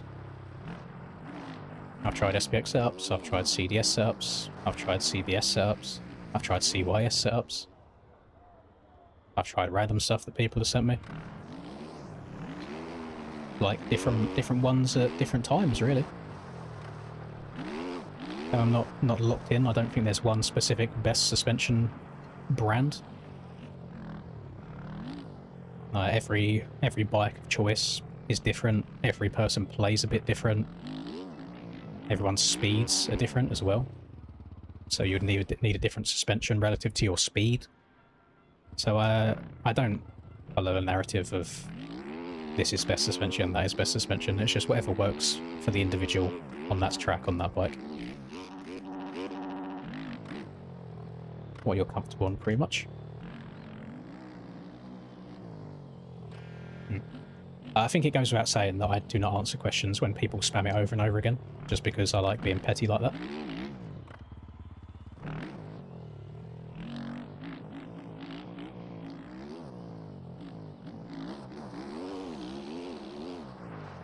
But the race should be starting any time now. Usually it's 10 minutes after the server's gone up, and we're 11 minutes deep now.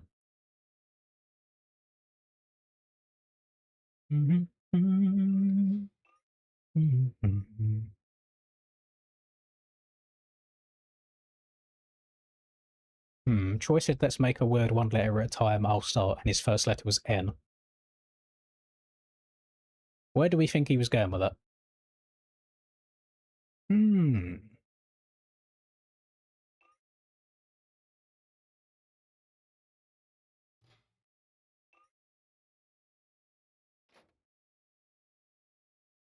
What are we waiting on? We've got 35 people. They're all synced in.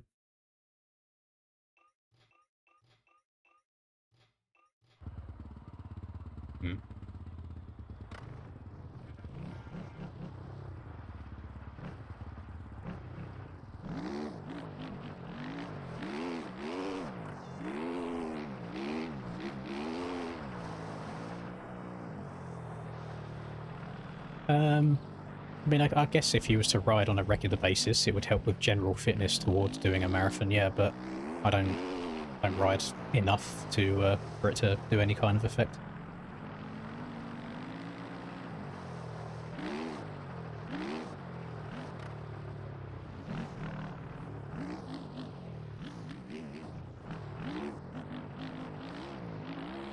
Different disciplines as well, because motocross is very much an all-out effort, whereas my marathon is very much more just endurance and pacing yourself.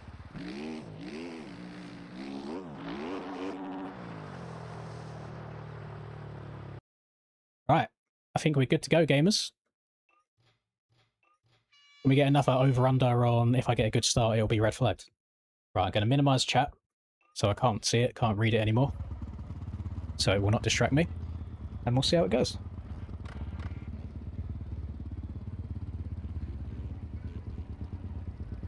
quite a few high ping individuals on the inside of turn 1, which is not what I wanted to see.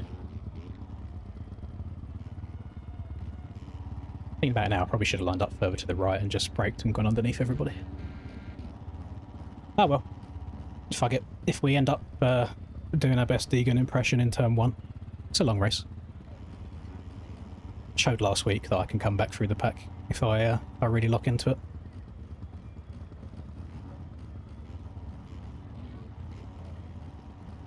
I think somebody hasn't even left the pitch yet, so it wouldn't surprise me if they red flag.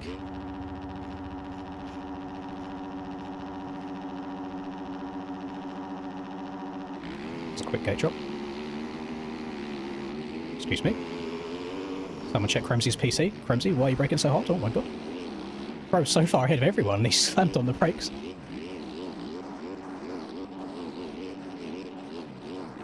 Someone's on my left.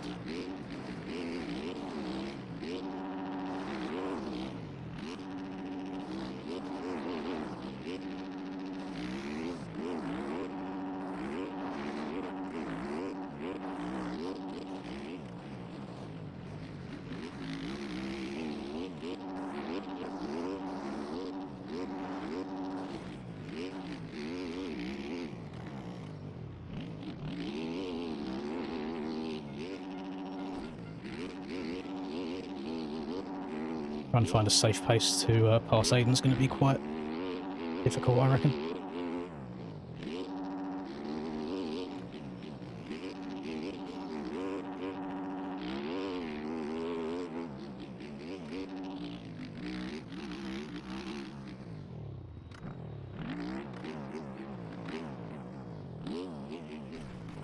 Really? Oh. Is that why I didn't hit that downhill fast at all? My front end just folded on me, so that is very nerve-wracking. I almost used half a litre of fuel there as well. That was nuts. Yeah, can we get a PC check on Cremsy, or what the fuck was that start? That was nuts. But did I not say we'd get a red flag if I had a good start? I mean, you know, it helped because of where I crashed. I'm going to have to be so careful down that hill. I imagine my actual start itself now is going to be worse than it was before red flag. So I feel like I was doing that in qualifying, like that line.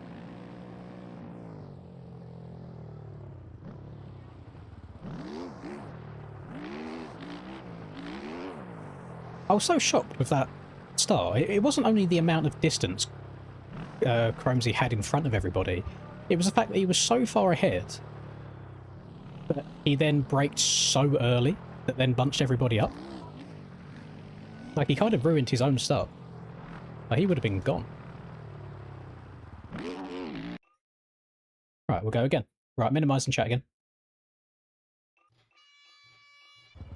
We'll see if Cromsey's done it again or if it was a fluke. But yeah, we might have to check that PC. The old acceleration might have been turned up a bit there. Unless he timed it. Maybe. Maybe he like guessed when it was going to go.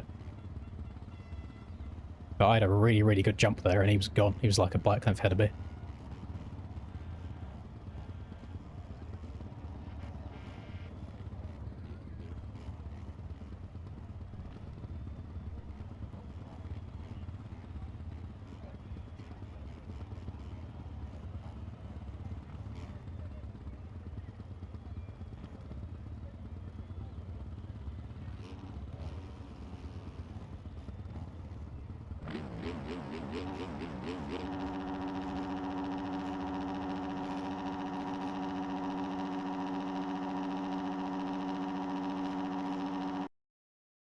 For fuck's sake, what are we doing? What?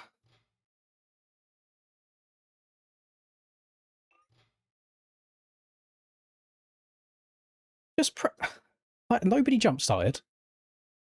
Press the start race button and just fucking let it run.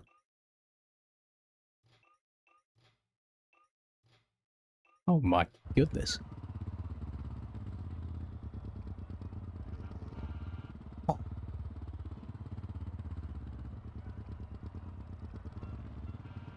It was bad last week with letting us go for like over 2 minutes before we got red flagged in the second moto.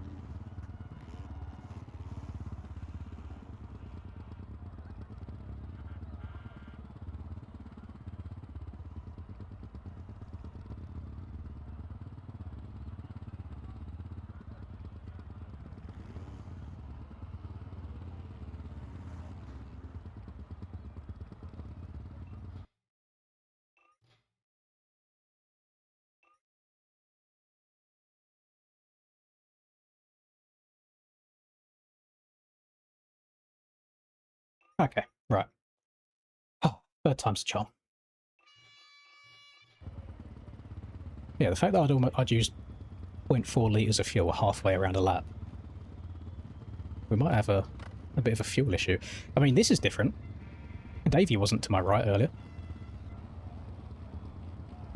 I do have 2 Brazilians right to the left of me, though, so wish me luck in turn 1. When I get morphed through.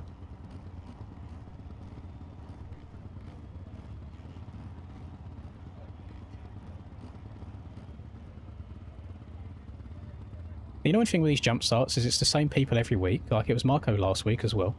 It's because he's from Australia, so the game thinks he's jump starting. It's like, just stop pushing your bike forwards and it will recognise it.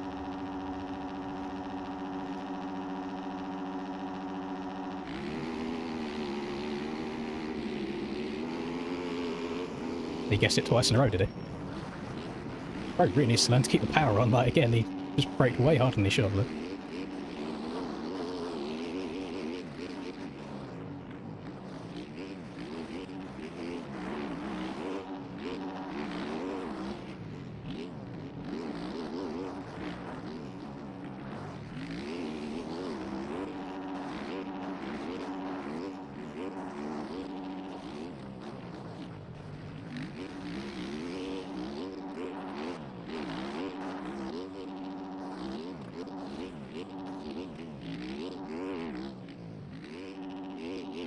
I wasn't nervous after the first gate drop, and for some reason I am now. My thumbs aren't really doing what they're meant to do.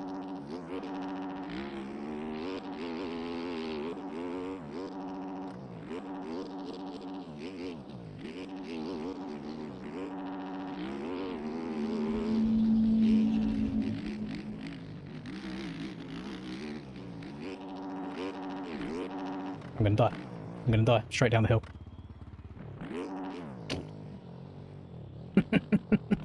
At least it was myself this time.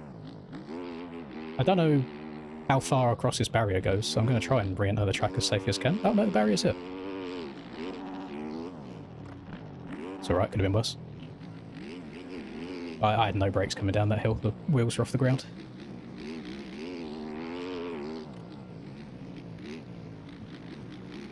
Don't mind it as much when it's my fault.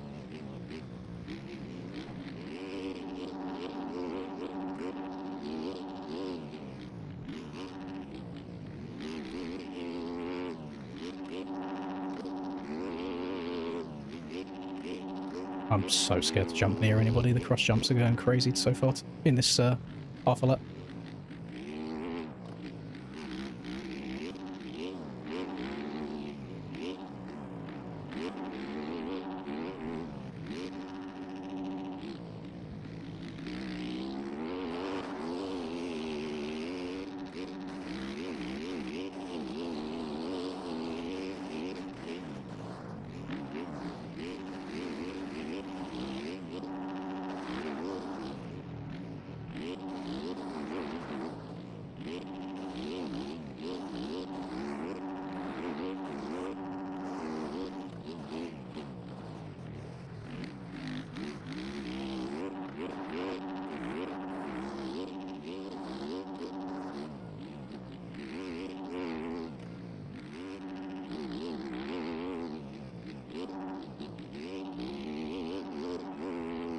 I'm only 16 seconds down. That could have been a lot worse down that downhill.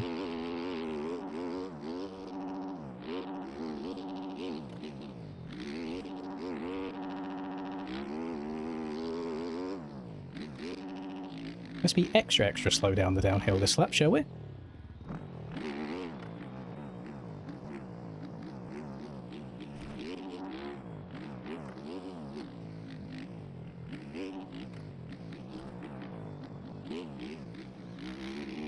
I think it's purely a difference in how the bike handles with lots of fuel in it versus not much from qualifying.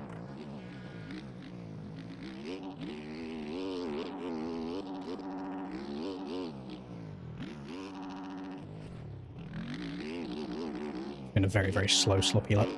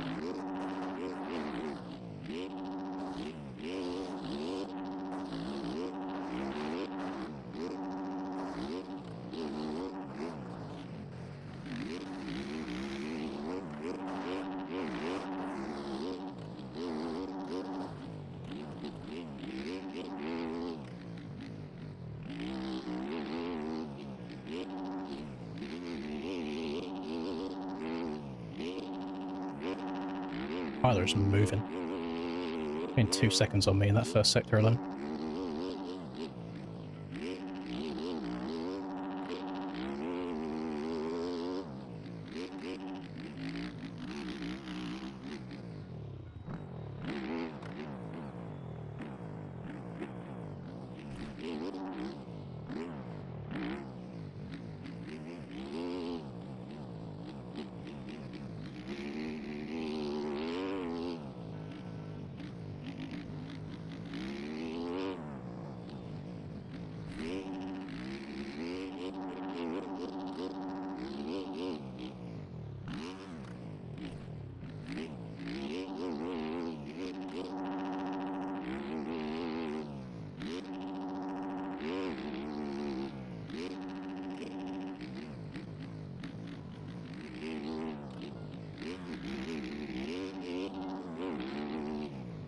Getting the blue flag.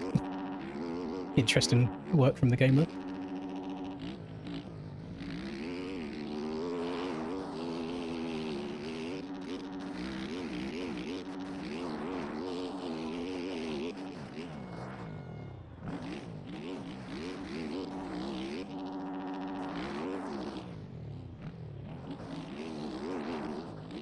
Uh-oh.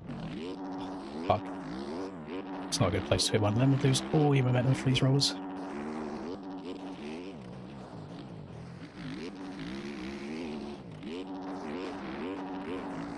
The track feels strangely narrow in a lot of places.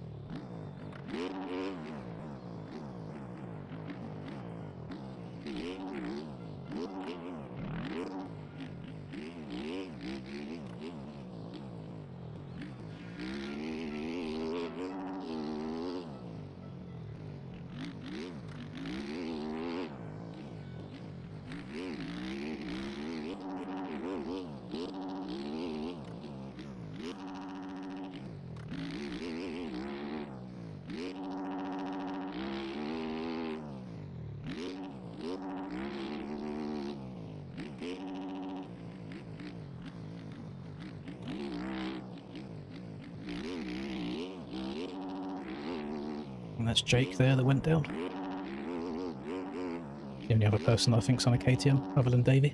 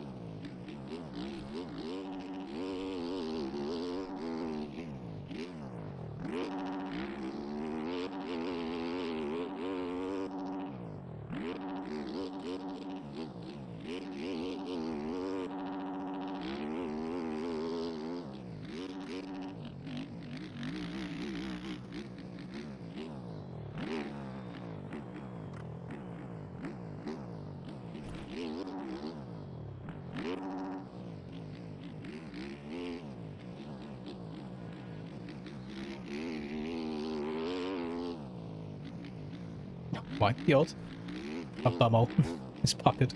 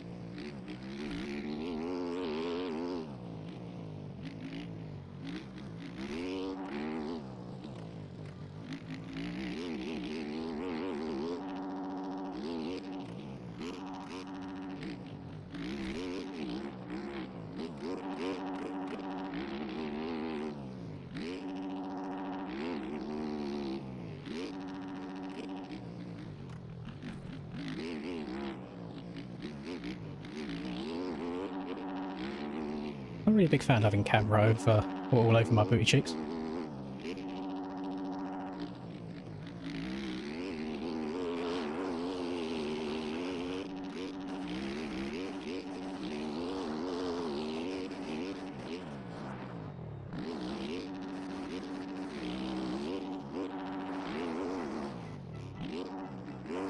Tried to hang right to give him a little bit of room, and I kind of tucked myself into the bells. I don't mind that. I'd rather be sat behind him. At least now he can try and put Troy under some pressure in front.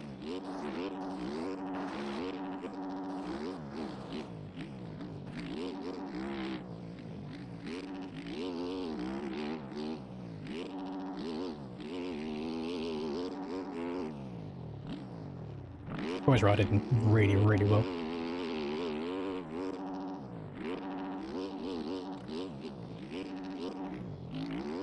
Don't crash here, please. Oh my god. Be an awful place to go down. You lose so much time up that hill.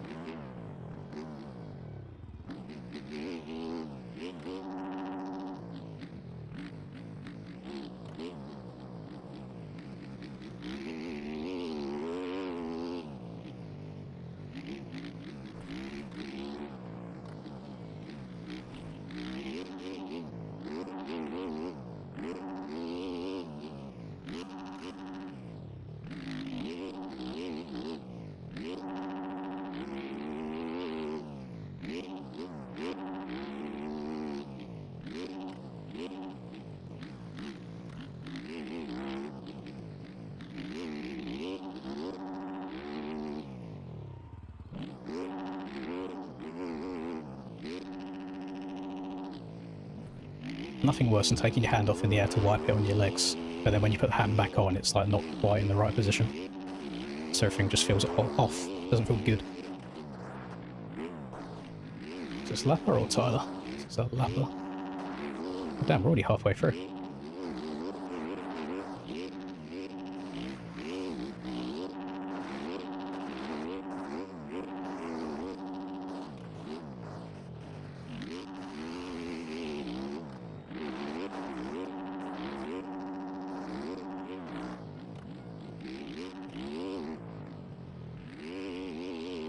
Not opening up that corner enough.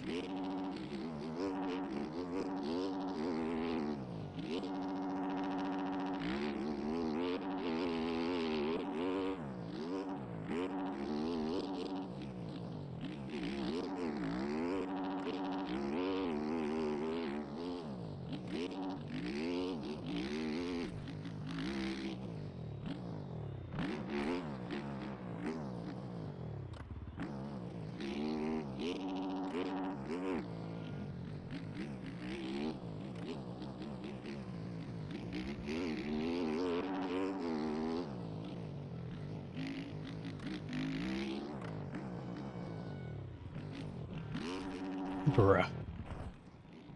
Just get my fucking back wheel in the rut. It's not that difficult. Like, oh, Cam's taking that line. It's faster. Try it. Nope. Fucking back wheel said he wanted to be in the next rut over.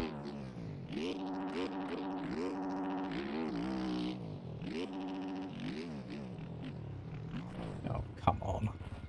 This is where it all just starts to fall apart now. Yeah, now I'm just in the fucking train of element riders.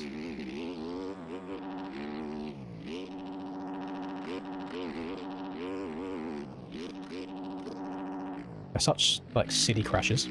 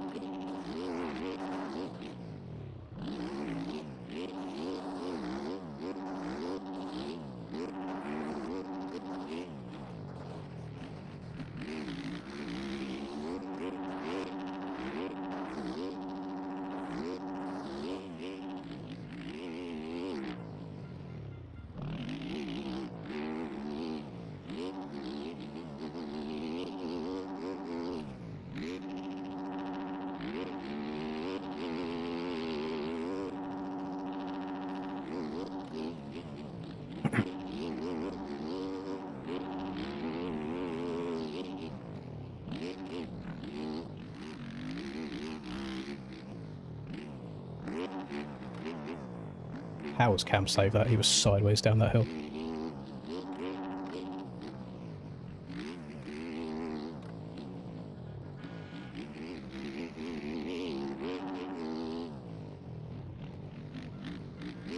I reckon we might be getting a Jan P2 it. I mean, if Tyler shits himself, a Jan P1.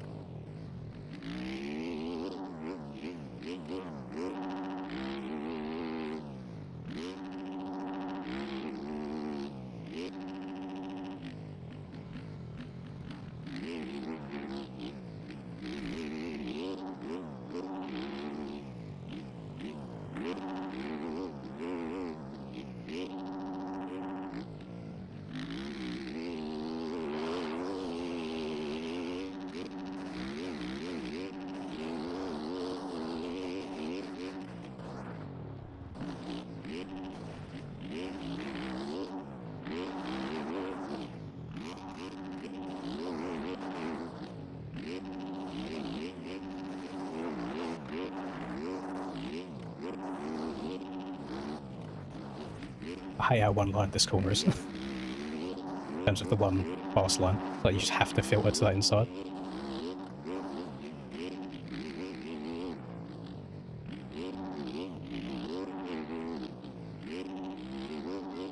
I really struggle to, like, pick out what rut I want when I've got somebody right in front of me.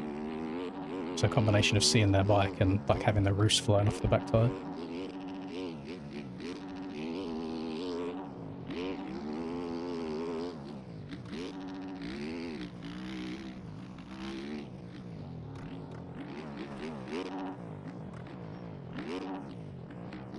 Fuck's sake.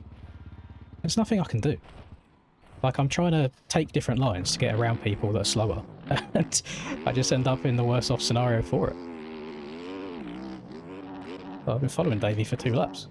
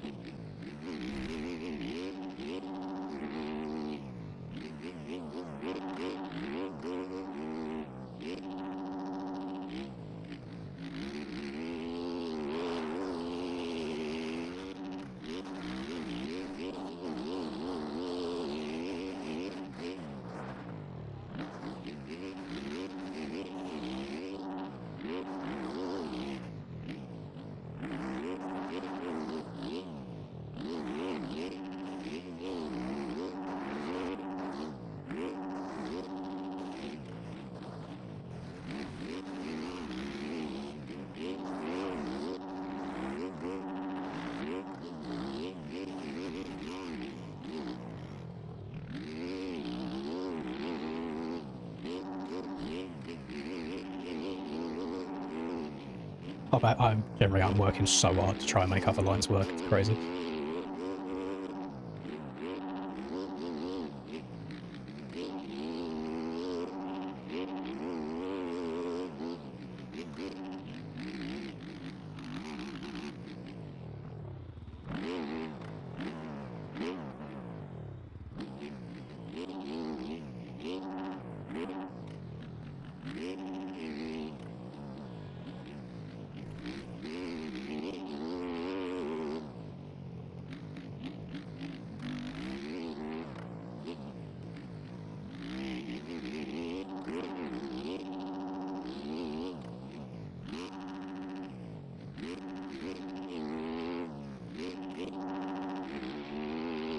I'm not very happy with how this race has gone, to be honest. I know that might sound weird because it's like still a respectable position. But I just feel like I could definitely be challenging for a second place in this one. And it's just got away from me a bit.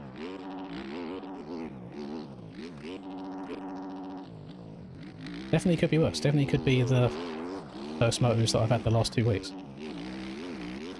You gotta look at the positive.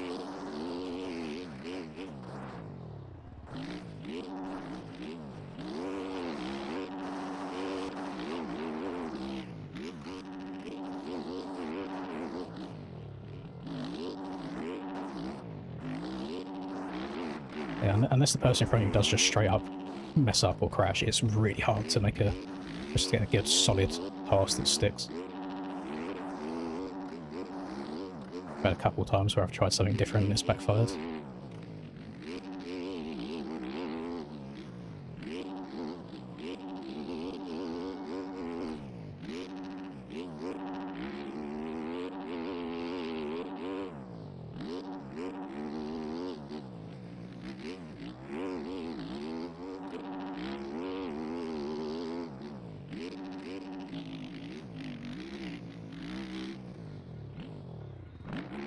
So a lap one was that position. That was a position. That one was not.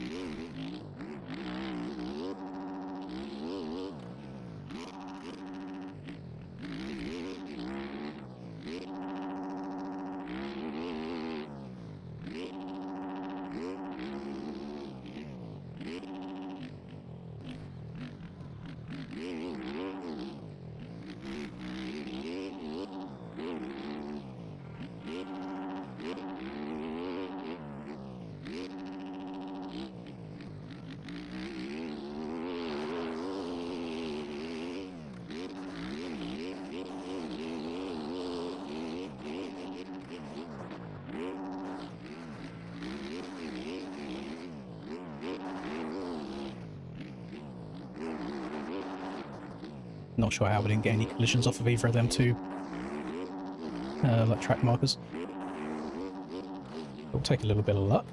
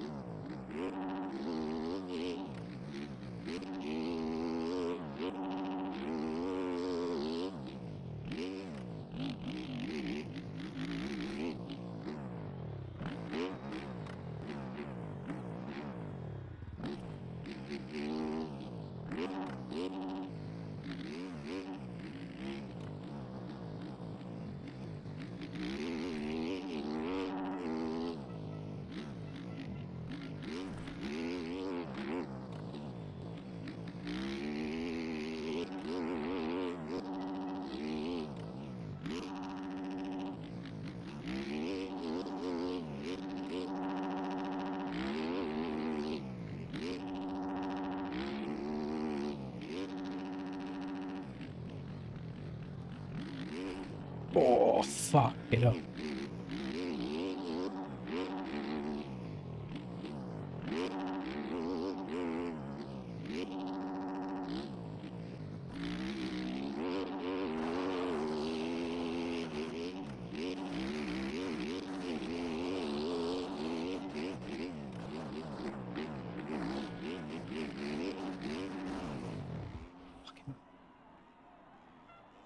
I really want to say something. Everyone's gonna be like, shut up, you fucking freak. I'm gonna say anyway, I hate when you lap someone and then you just hear them all over your ass. I just feel like I'm gonna get rear-ended.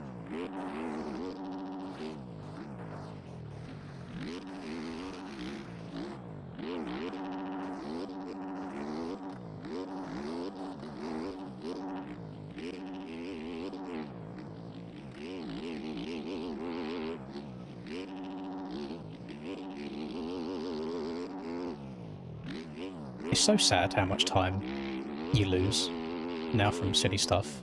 Like I spend so long trying to like a real Davian, and then I get to him and it's just like that little moment.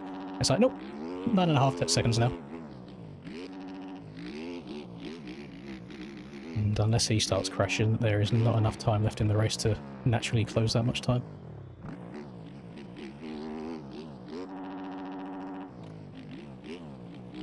Because I can still go further back if I'm not careful. Jake's only 4 seconds behind.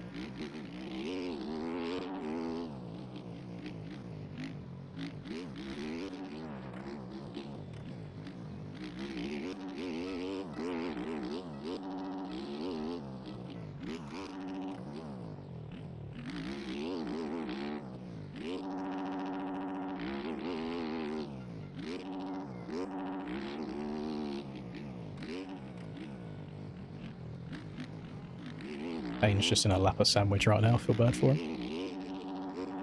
Guessing that's that same guy that was on my arse, that Mason that's just in front of him that's not getting out of his way.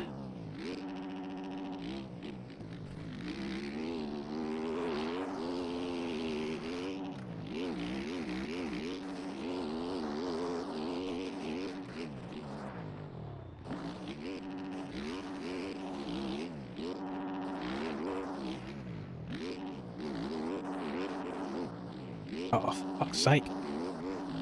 Can't get the angle of that corner right.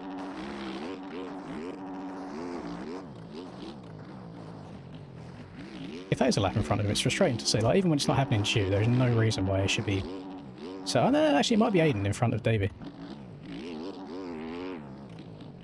Might be... Yes, I was incorrect. I thought it was that Mason that was sat in front of Aiden still. It's not.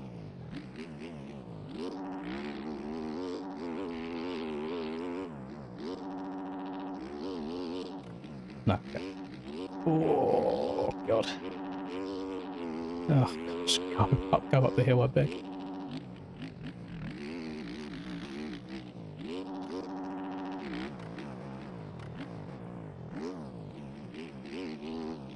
Jake's pushing really hard. He's gained a lot of time on me this last lap.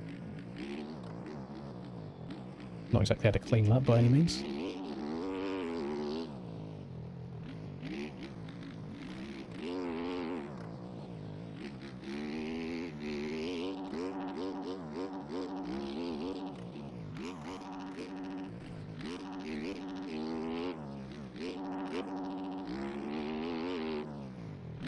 I must have cuts, because that's not a 3-second gap to Aiden in front of me.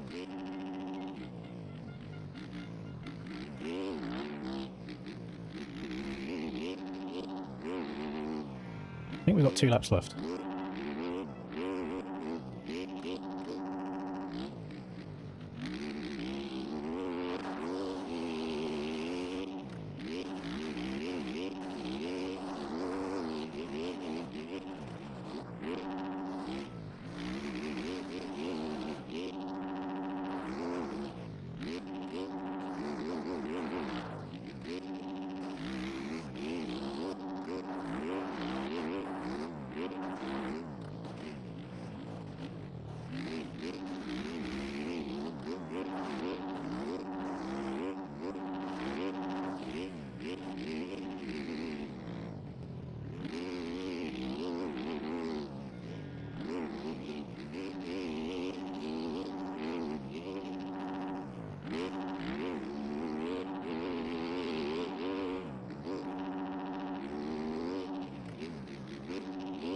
I just had glimpses of Hunter and Jet going up that hill there.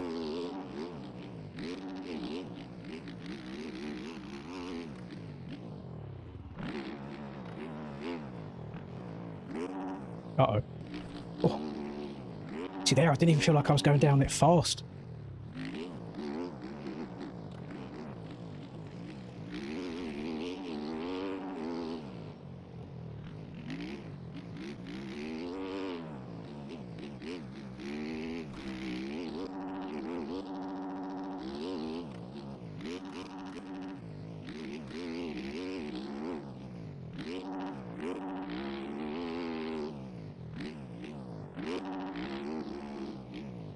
Yeah, I do have cuts.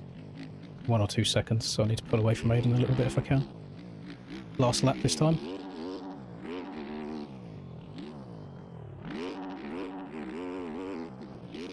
I'm scared of getting her legs off because my bottoming out in a couple of these sections. The track's like really digging down.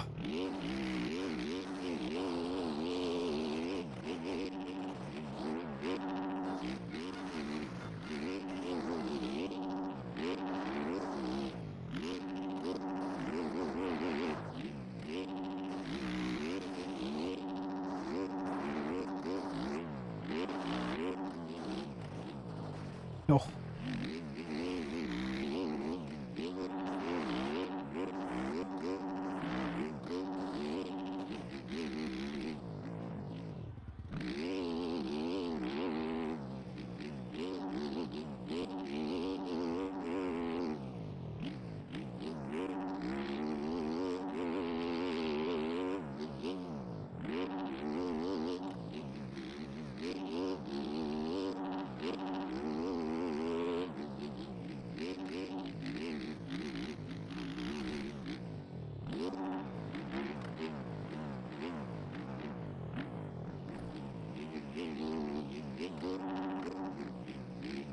Oh, it's Troy at the bottom of this hill. I was catching, just run out of time. We do like seeing Troy on the podium in back-to-back motos, though. I'm pretty sure yeah, I think he got third at Southwick, Moto 2. If not, he was up there at least.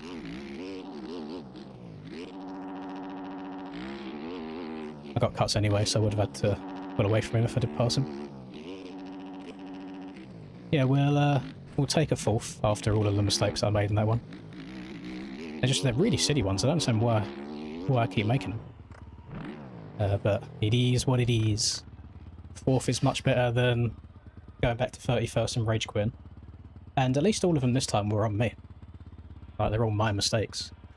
So don't get as annoyed by ones where I've messed up. Oh, there we go. Right, I can see chat again now.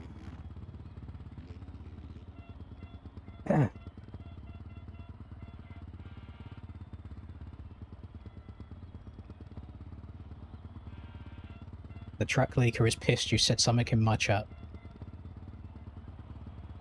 It doesn't affect them in the slightest, does it? I mean, realistically, I'm not saying that anyone should go and do this, but if you really wanted to be an absolute dribble sweat tryhard, there are paid services out there that can crack WinRAR passwords for you. So if you want to invest money into getting the track a couple of hours early, then there's definitely ways of doing it. Not a bit of me though, unfortunately. On this track I'm running a 110, but to give you a little bit more story on the tyre choice at the moment, I have, for basically this entire year, been running a 120, like regardless of what track it is. Just because I felt like I needed the extra grip. I felt like I needed it in Supercross. I just went with it in GPs because it's what I was running in Supercross. But it seems like every setup that I get sent now has 110 instead. So I'm kind of forcing myself to use the 110 tyre to get used to it. And I didn't feel like I was really struggling for grip in that race on the 110. The only time I'm not running 110 now is a sand track, so I am running a 120 on sand. I'm not sure what everybody else runs, but on Lommel in the GPs, I ran a 120, it felt good, and on Southwick, I ran a 120 and it felt good as well.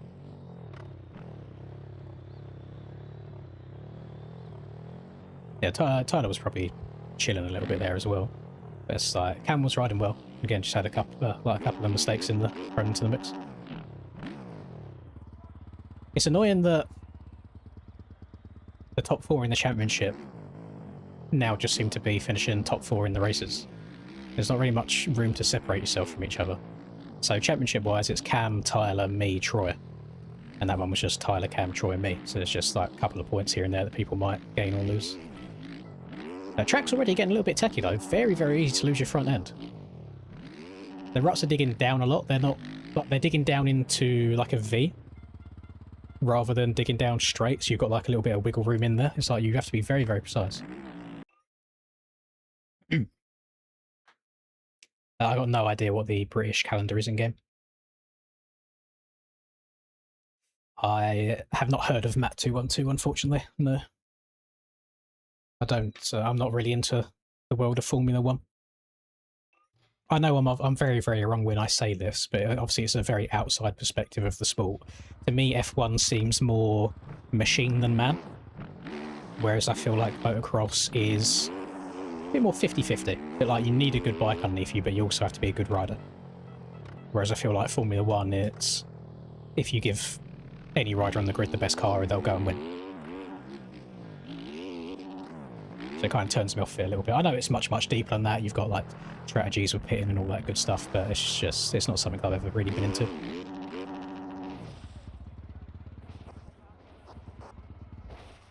Who do I have for Shugal? I got no idea, to be honest. It's probably boring, but again, it's going to be some iteration of one of the brothers and then Deegan thrown in there. Deegan is notoriously very, very good at Washugal, so I actually expect him to be quite comp this weekend. It's just like, I don't know if I see a world, at least this year, where both Hunter and Jet fuck up a race at the same time to give Deegan a win. Because they've taken it in turns, but they haven't both done it at the same time yet.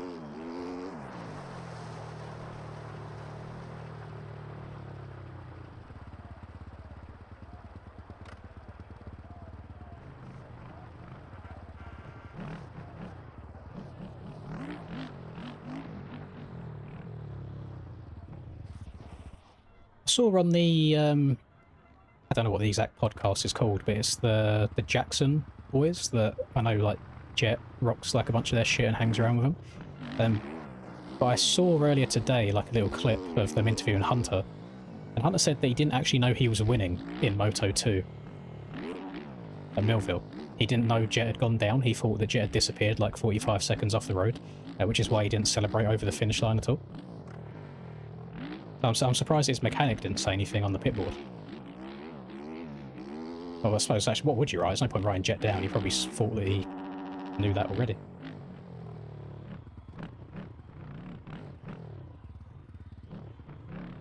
I have no desire to take steroids or peptides at all. especially Rare 2 tried. No desire to it. I think if you can't do it yourself naturally, then it's not something you're going to stick to long term. Not speaking of ill of people that do, because there's obviously time and a place and different things work for different people. It's just not a bit of me.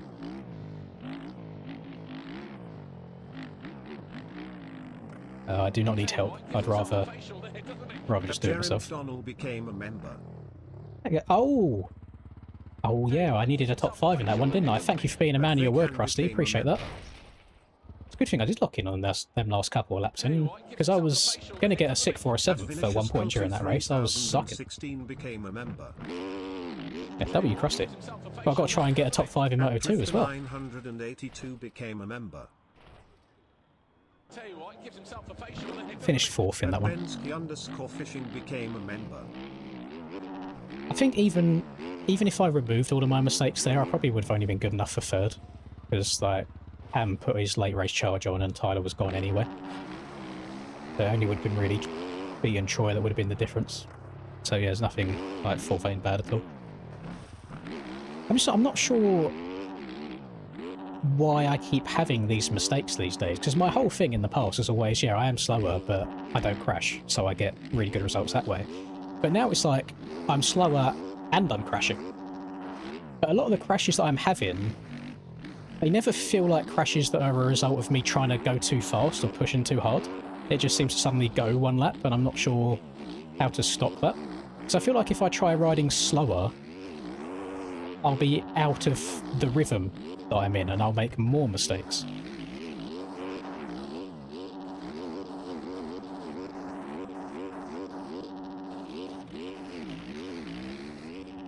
Does it count as riding the track if you're doing it backwards? The outside kind of munches backwards.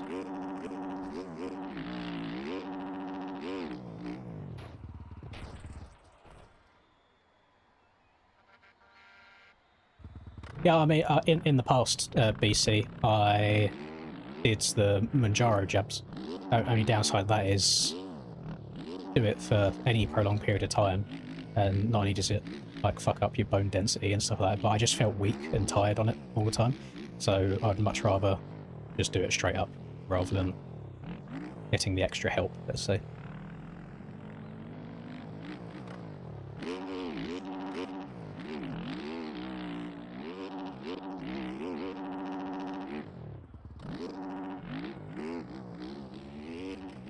But I got an email not that long ago from the chemist that I used for that Manjaro originally, saying, "Oh, by the way, we've now got Wegovy tablets with us." So just leave me alone.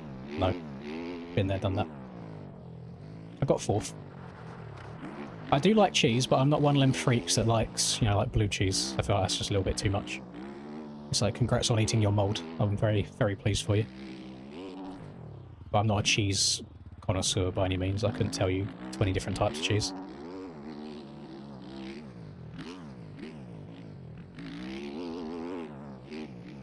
Yeah, I got different graphics this week than I have been running the rest of the year. I got the Cairoli graphics with like the flame on the side.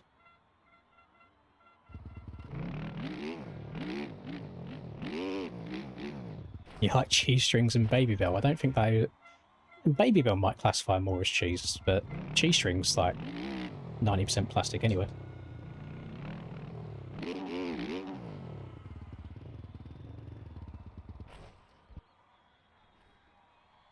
Well, whilst I am like fat, I really do feel like the GLP ones should just be reserved for, you know, like the 300-pound plus individuals, or, you know, actual people with diabetes that need the medicine.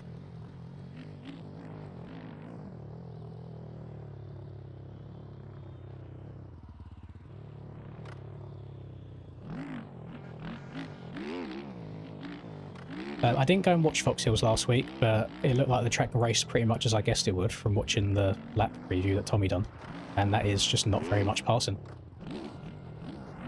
But it's always going to be that way when you've got like turning jumps and going up and down hills constantly. Like that long left-hander that was slightly off camber before the finish line, so nobody's ever going to make a pass around there. It's just sit in the inside run and chill. So whilst the track itself looks like quite impressive, and it probably is fun to ride. As a racetrack, I'm not sure. There's been meta bikes. 6 years I've been playing this game. It's just a different bike in different years, depending on the OEM update, so I don't really think too much of it anymore. There's a reason that it's the meta. It's because it's the easiest bike to race fast. And it's a competition at the end of the day, so I can't hate on people for wanting to put themselves in the best position possible to do well. What does confuse me is if you go into like public lobbies and you just see a sea of Yamahas. It's like that's the time where you can have a bit of fun and mess around on different bikes.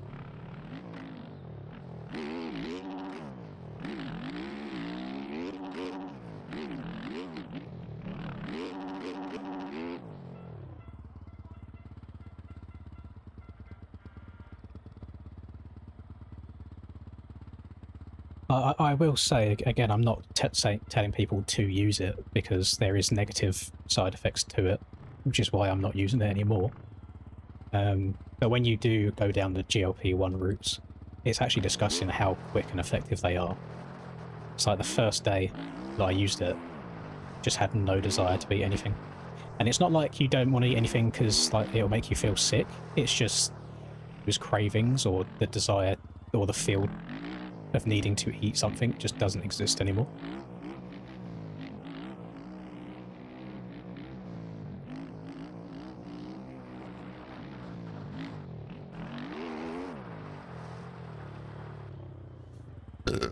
No, I can't do a lap preview.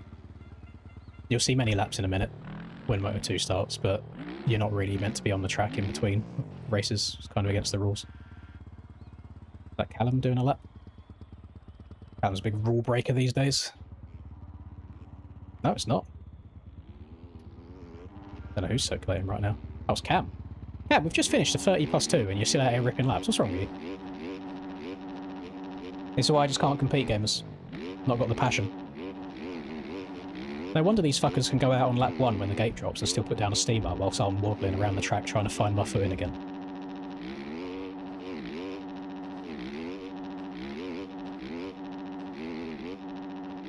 Ah, got a 4th in Moto 1.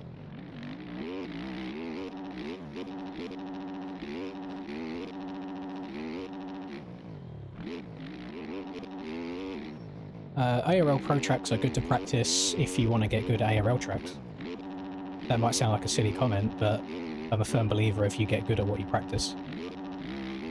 Like if you want to be a public lobby warrior, then just sit and grind forest all day. If you want to be good at aerial stuff, to try qualifying for aerial this year or next year maybe, then yeah, practice on the aerial stuff.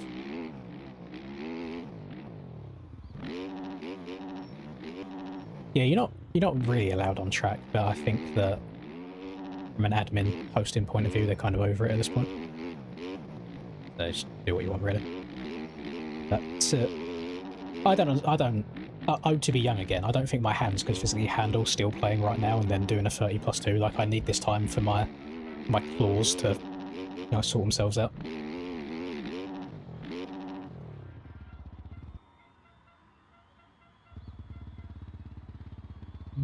I'm so sweaty. Let's get a temperature check. 31 degrees Celsius. 21.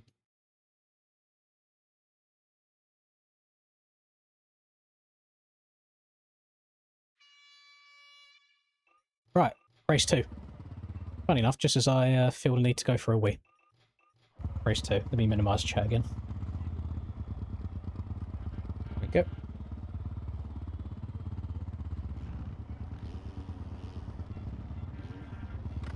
Alright, we are good. Does Chromesy make it free for free for getting an absolutely insane jump and somehow break in 3 to 5 business days early for turn 1? He done it again on that restart. Which actually ended up messing him up because he got pushed out, where it's like if he just kept on the power, because he's the one person I've ever seen that actually breaks too early. Everybody else just lets off and runs into the back of people.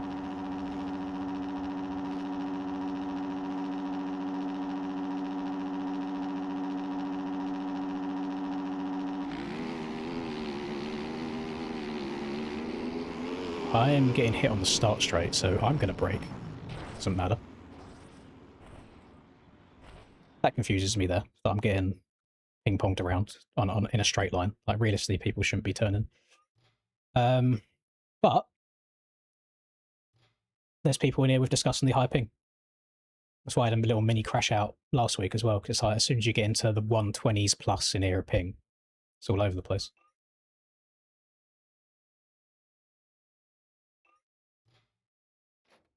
Me go over here a tiny bit more. Just don't trust anybody over on my left.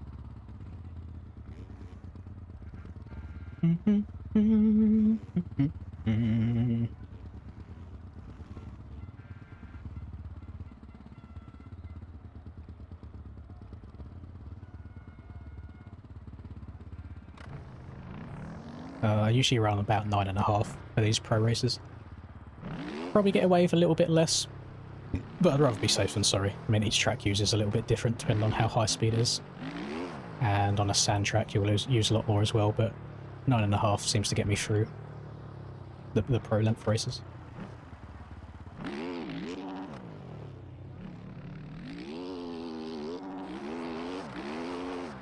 What I'm not sure of is why it takes so long to get going again after the red flag.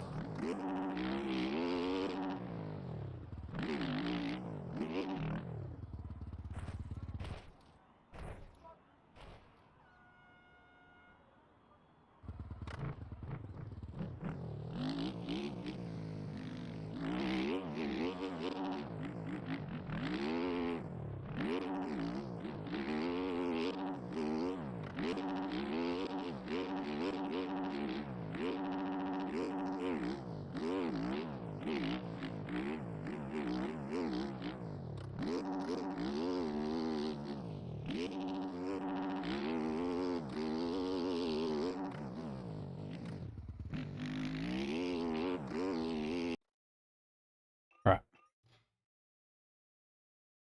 We go again.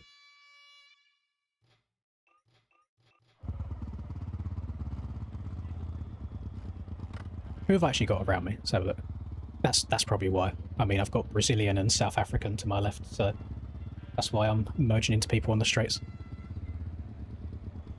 And Neon to my right, who gets good jumps. So this is going to be very much just like a flip of a coin on if I get elected or not. Not good. Not good at all.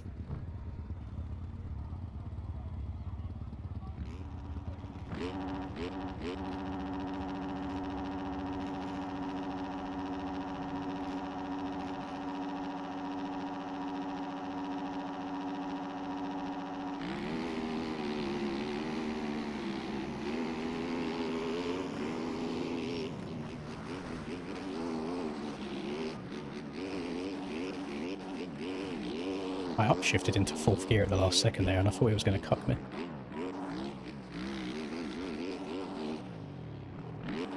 But I do now have a Brazilian to try and get past.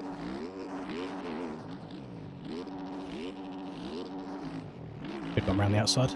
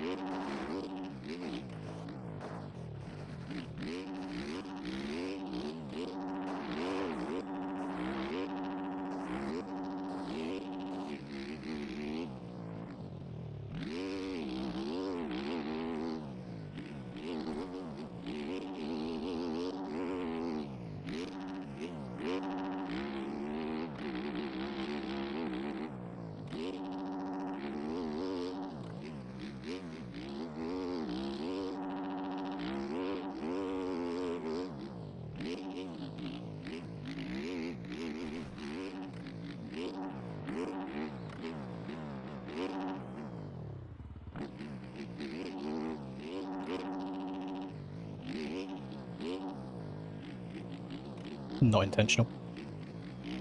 Probably a second to cuts.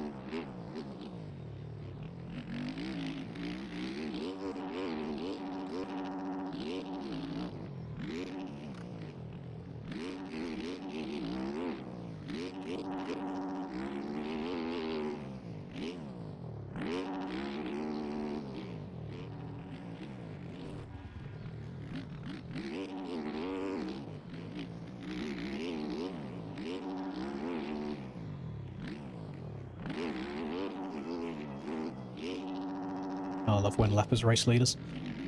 And who else would it be?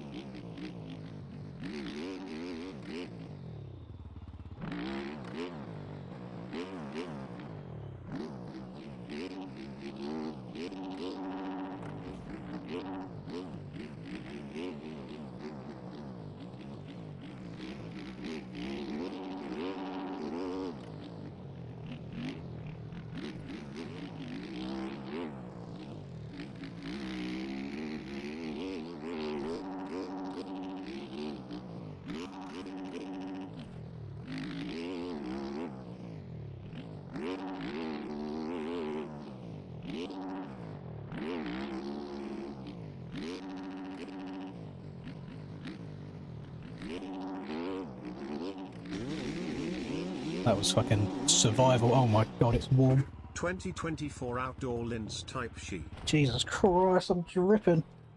Oh, God. Let's whack this fan on full blast. Right, let's load the chat up again. Oh, thank you very much, Stovey. Appreciate you. Yeah, second overall. Second overall. Tyler was from about the 15... I was keeping an eye on the timer at top left. From about 15 minutes left until the end of the race, Tyler was gaining a second a lap on me. And I just had to... I was just trying to get around. I was just trying to survive, like not push anywhere. Happy with that one.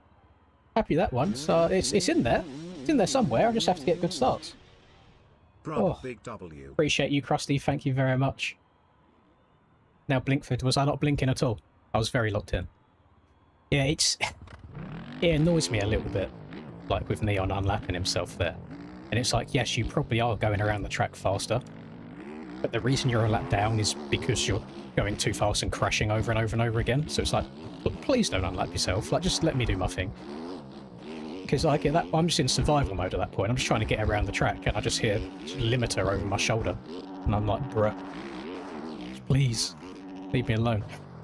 Oh, generally, I didn't think I'd get another moto win after the one at Redbud, but really, really happy with that. I crashed one time in that entire 30-minute plus 2 lap race, and that was in this corner right here.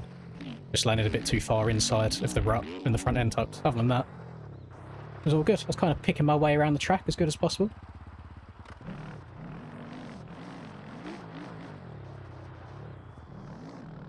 Not too shabby. I mean, Cam can... I'm pretty sure Cam can miss around and still be in the lead of the championship anyway, ahead of Tyler. So, really my only goal for the rest of the year is just to hang on to that P3. Because Troy is only about 20 points behind me in 4th. So as long as I can keep, like, consistently keep relative to Troy in points or beat him a little bit each round, should be pretty comfy. Yeah, that's just my goal towards the end of the season. Check game chat. Is it popping off? Lots and lots of cuts, holy.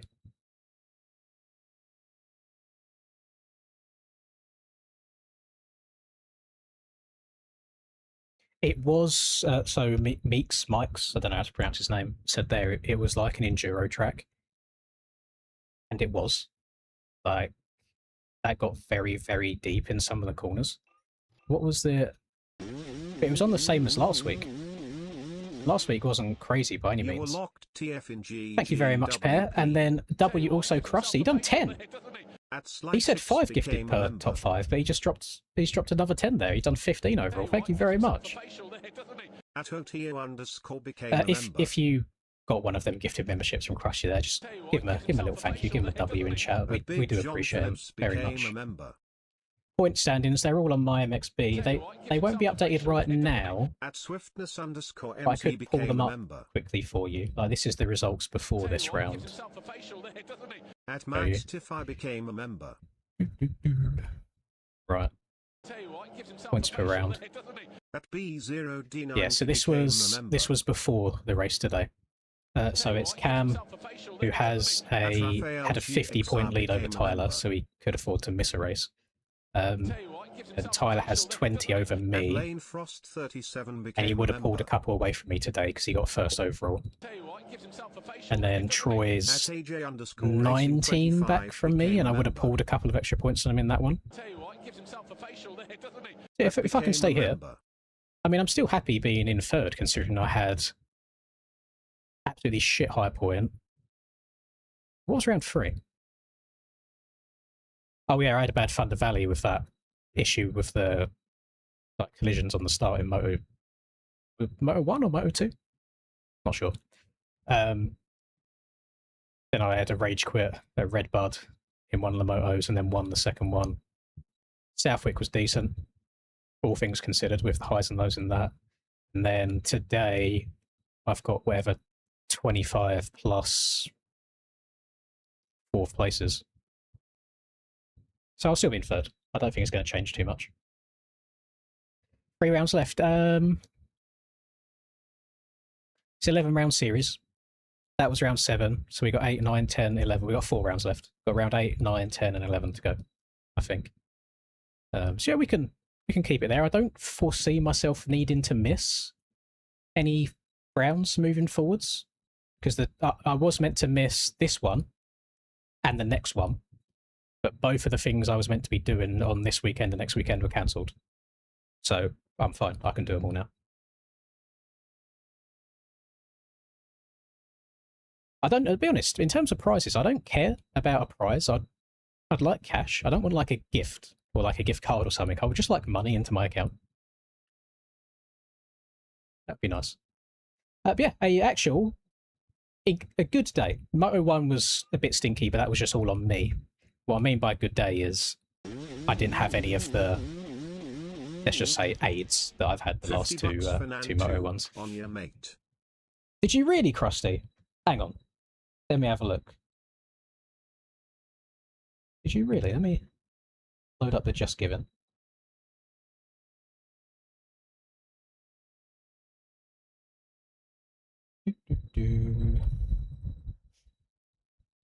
Oh, he has only gone and done it as well. Thank you very much, Krusty. I appreciate you very, very much. Very generous of you. If she still had the ability to give you a thumbs up, she'd give you 2 thumbs ups. So thank you very much. Appreciate that. Right. I'm going. Nothing else. I think I'm actually, what's the time? 10:40. NA starts at 1. So that gives me 2 hours and 20 minutes.